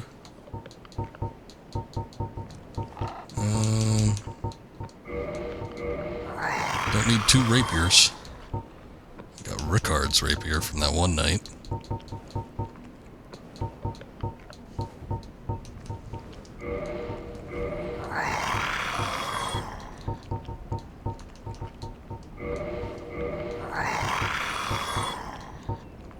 Dragon Slayer great bow. I don't even remember getting that.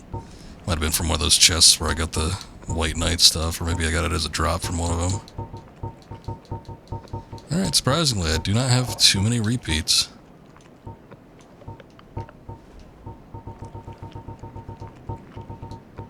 Let's see if I got any shitty armor. Hollow Soldier, Balder gear. Don't need any of that crap. Most of this I'll keep if it's like unique looking, because as Mythical had mentioned before, you're going for those fashion points. You might want to pop one of those useless items on just because it looks cool. Okay. Farewell, chosen.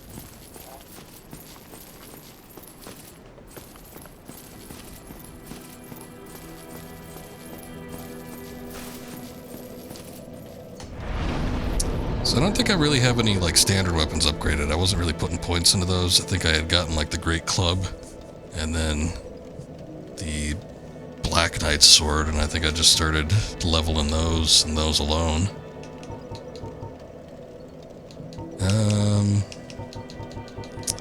Here, I guess it would be best.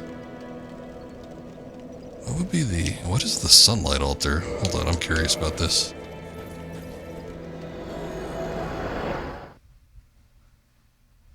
I don't think that's where we just came from, because we had that option. Oh, this.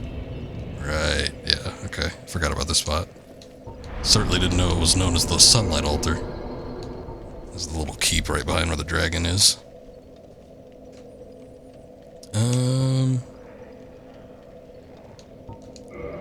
Chamber of the Princess might be the quickest way to get back to the Giant. I think we want to get to the Giant, though, so that we could, like, upgrade one of these weapons.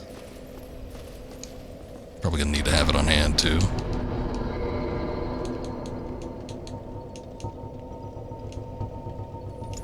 Actually, if the Great Sword was available, I think I just got that recently, so I could just use that.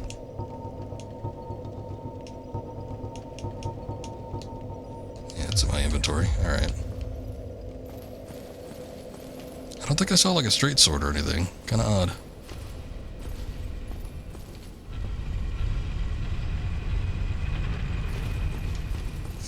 I could also get a handful of souls from the enemies around here too, so if I need to grind out a little bit, I might just end up using one of the souls that we got, but if I do need to grind out a little bit, it'll be easy to get them from here, because these guys dole out quite a bit. Even if I take hits, it's not that bad.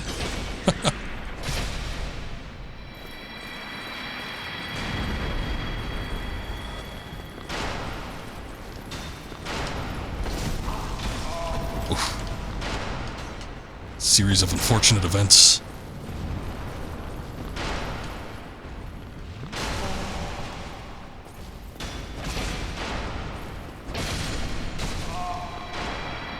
Every time I get hit with one of those arrows, that always looks like the most horrendous thing sticking out of you. One of those painting guardians threw a dagger right in my face.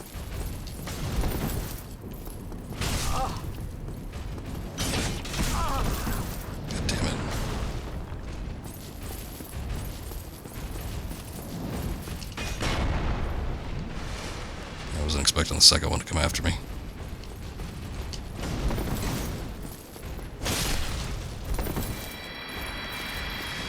Again, high level as I am and everything, it's still a pain in the ass to fight these guys. Multiples at a time.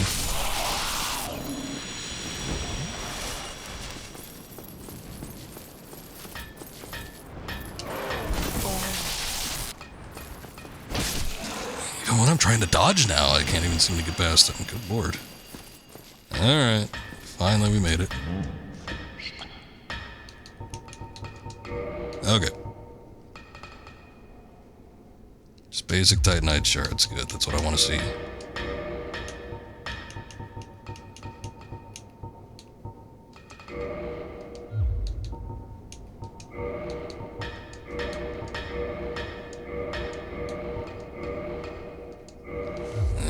Souls.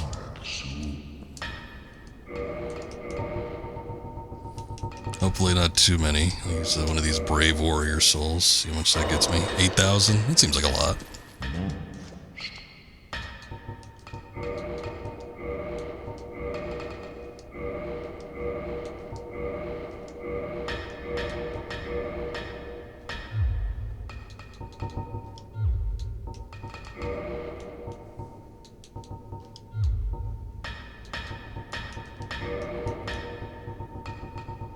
So wait a second, you have to ascend, I think, a standard weapon.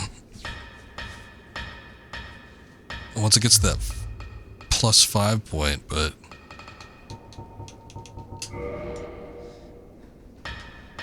This guy can't do it by default? That's reverting. So it's definitely not that. We must need another, like, type of flame or something like that. I already had the divine flame, which I thought he'd be able to take, but he can't.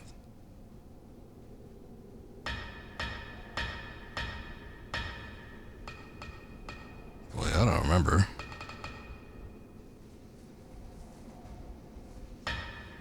Let's see. Standard ascension.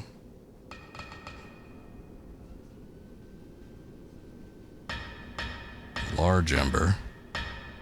And where is the large ember at? Found in the depths. Just behind a table with the raw meat butcher. Oh shit. I didn't get that already? I guess I must not have. I was in there.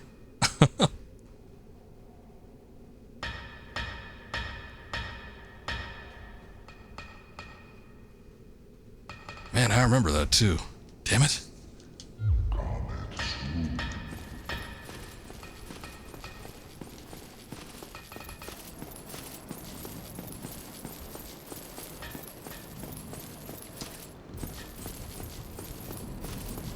Well, the quickest way to get back there is definitely to warp, but even still, like, we need to work our way back quite a bit before I could actually get to the damn thing. It seems like I got my work cut out for me, and I gotta go back to places I've already been. Damn, I went through there twice and I didn't get that stuff. Although second time around, I think I skipped out on where that butcher was entirely, so probably had something to do with it. But the first time around, I could have sworn like I checked through everything. You know what? There was that little spot, I think, underneath that area where there was like a I don't know. I'm gonna call it a water feature, but it's like this little area where there's a bunch of water around. Might have had something to do with that. We can get into the depths, but I think that takes us after that spot. I think the easier way to do it would probably be to go to the sunlight altar and then go in from the standard entrance.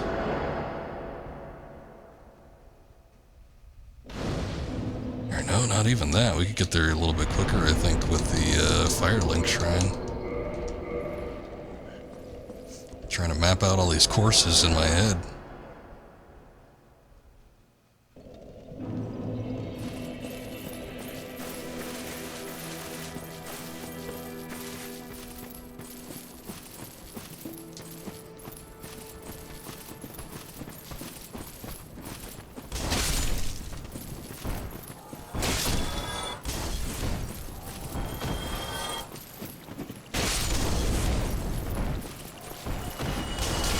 Fire can't hurt me.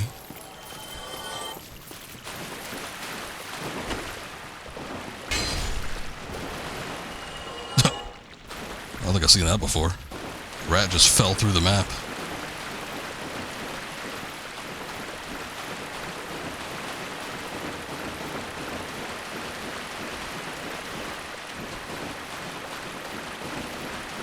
Okay, that way going through here, we just have to go through the tower. I don't even think we need to fight any of those assassin-type enemies.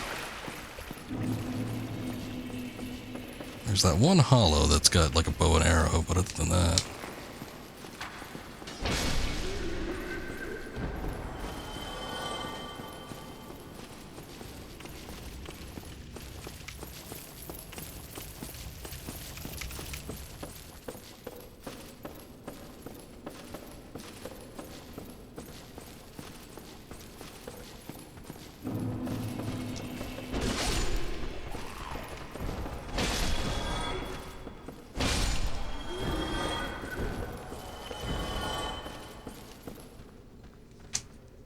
So that should be the area. Oh man. Okay, immediately came swinging. There wasn't even a build up to that. He didn't even take a step. He was just swinging away.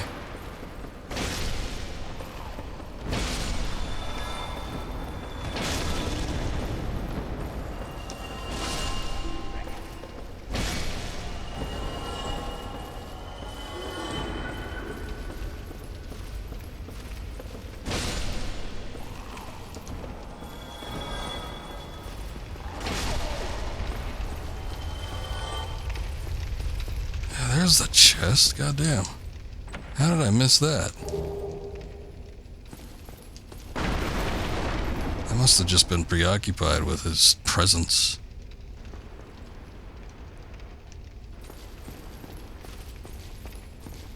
Like, oh god, there's the butcher. Let me not tango with him too much.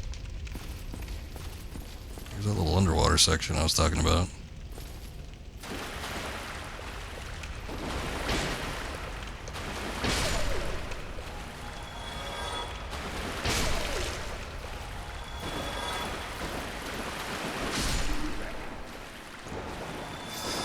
Take a quick look through here just in case there's anything.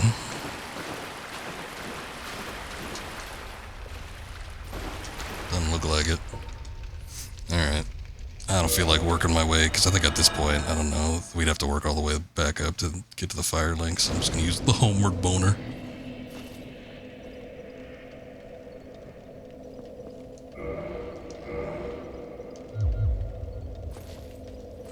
I don't know if we could get it to the giant.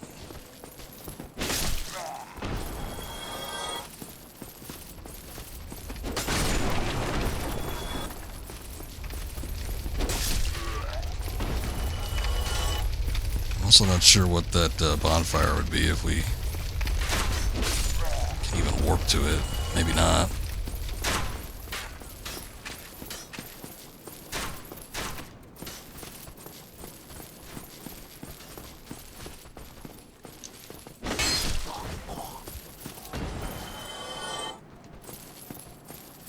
Just seeing if he drops a shard.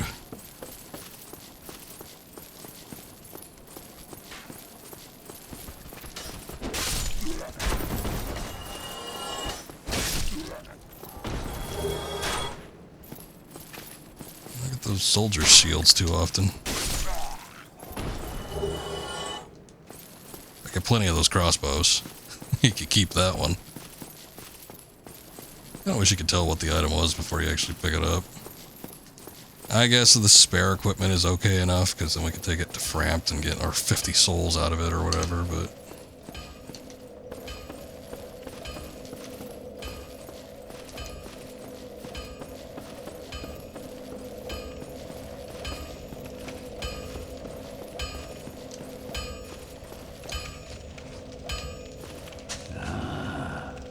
Why, that's a fine ember you have there.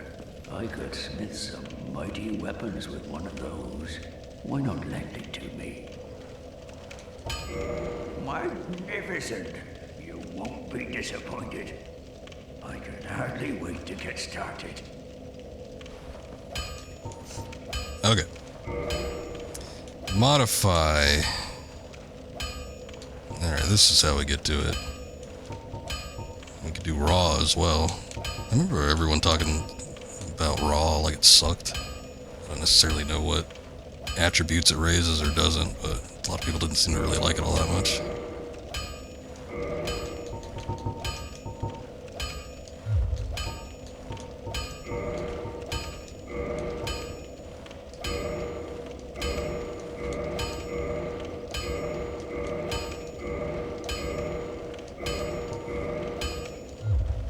Okay, so we got... Where are you off to? Sorry. We got the Greatsword plus 10. I'm in a hurry.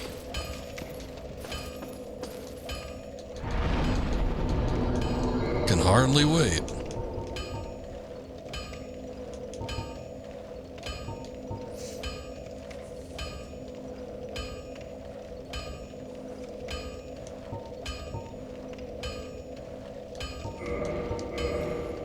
Let's kind of take a look at stuff here just so I can get a register on all these names.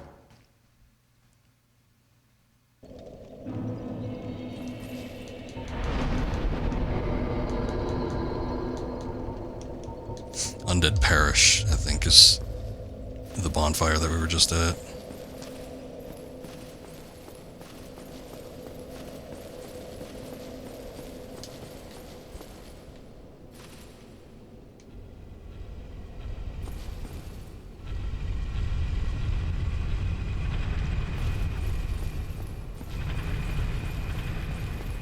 Okay. I also think we need like 5,000 souls or something to get this weapon, so probably should kill something along the way.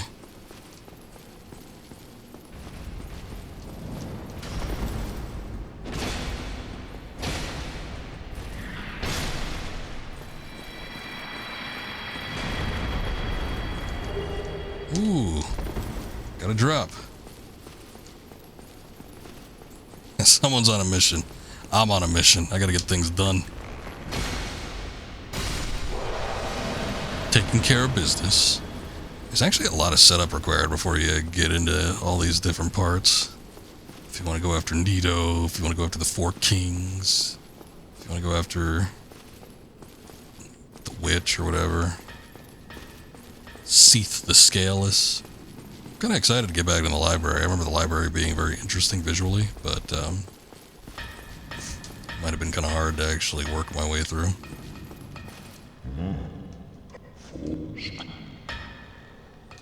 Okay. Modify equipment. Not that. Ah, there we go. But Abyss Greatsword, what?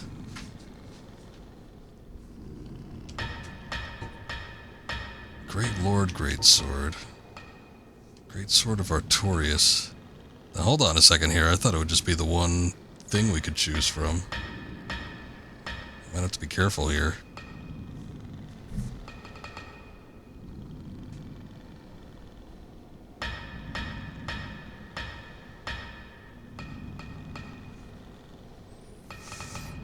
Kicking ass and taking names. Trying to. Every once in a while we might get stuck up on something, but for the most part. Let's see. So, hold on, let me get back to the Great Sword of Artorias.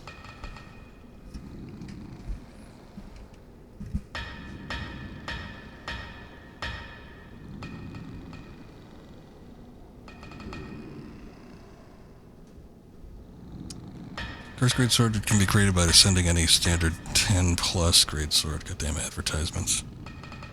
With the exception of the straight sword hilt at the giant blacksmith in Anor Londo, the Soulless Sif for 5,000 souls. But what's this shit about like the Abyss Greatsword and whatnot? Greatsword of Artorias is the cursed version of the Greatsword of Artorias. But what's the difference between the two? Like, why does one turn cursed and why does one not? Oh, I see. So the way you get the cursed one is it has to be one of these weapons. The way you get the uncursed one is it has to be one of the either a broken straight sword or a straight sword hilt. I see.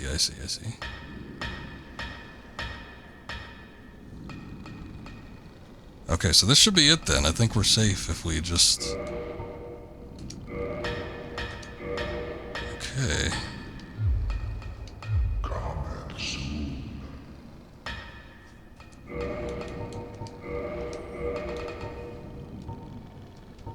It doesn't say it's cursed. Ah, wait, no. Okay. Well, it doesn't say it in the name or anywhere else, but in the description it does. Sword born from the soul of the great wolf Sif, guardian of the grave, and the Abyss Walker Knight Artorias. Sword can damage ghosts. It was cursed when Artorias joined the Covenant with the creatures of the Abyss. Oh shit, what stat don't I have? Oh, damn it. Wait oh no. Okay, I remember. Now hold on a sec though. I thought I took a look at this before, and I thought I upped my parameters to actually wield this thing. I did that a long time ago. Intelligence and faith need to be at 18, not 14 each, though. Son of a bitch. Okay. Okay, we're gonna have to go after something else. I'll level up 8 times before we can actually wield this thing. You can see it's already kind of unwieldy. Good looking sword though, but yeah, it needs the intelligence and faith stats up before we can effectively use it. It's always something. Scaling is C in every category. That's kind of weird. Alright, I'm either going to need to grind, or I'm going to need to go to another area and do another area's boss and stuff. I think that'd probably be the easiest way to get souls. But at this point, I might end up, I don't know, coming back to this later. Maybe I will grind or go explore in some of these areas, see what we could do. But we made a lot of progress. Got all the way through Sen's Fortress, got all the way through Anor Londo, got the Lord Vessel, got the sword I wanted crafted. The only problem is I can't wield it yet. But I think we should be able to fix that relatively easily.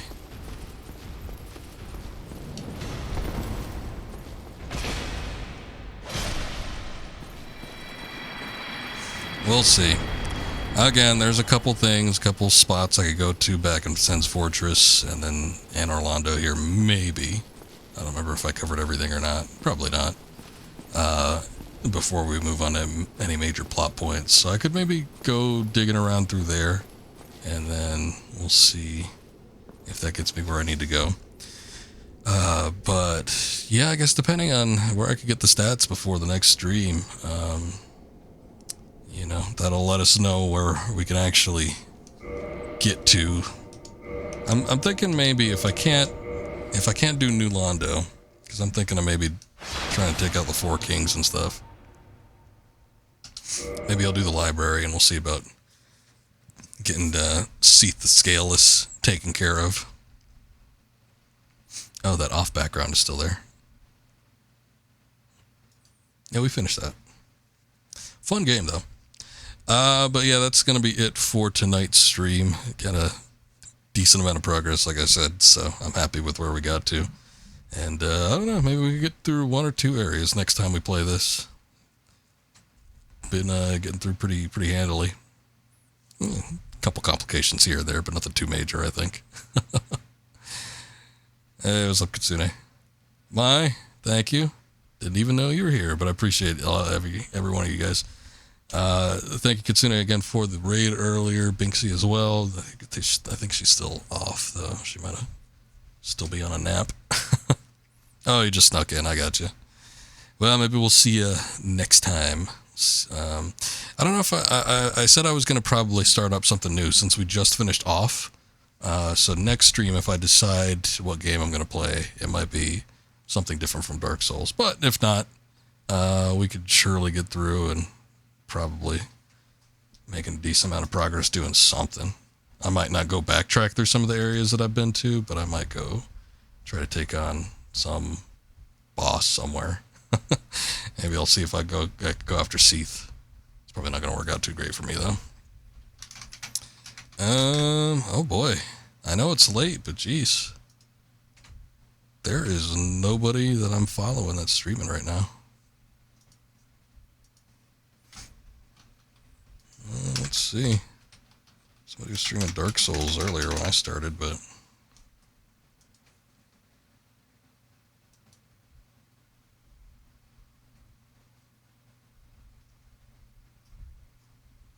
These are all foreign. It's like a Russian guy, something else. Yeah, give me a recommendation. Why not? Who you got, Mai?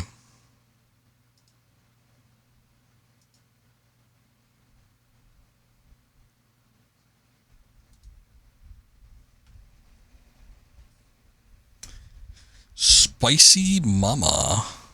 Alright, let me plug that in. Playing The First Descendant. I've seen a few people playing that. New little MMO game or something. Nah, that's fine. It didn't need to be. I was just seeing if there's anybody with a similar game that was online, but They all don't seem to be English players, so. But I will take a recommendation if anybody recommended one, and you're the first one to do it. So we'll go ahead and raid them. She's doing First Ascendant.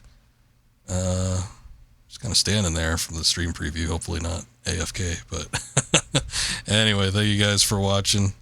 Again, appreciate the raids earlier. Hope you guys have a good night, and I'll try to be back tomorrow. We'll see if we can get another stream in with something. More Dark Souls if I don't determine what the other game is going to be. But anyway, you guys have a good night. Catch you later. It's not usually AFK long. Okay. It is an MMO type game too, so I would imagine probably not going to be away for too long. All right, here we go.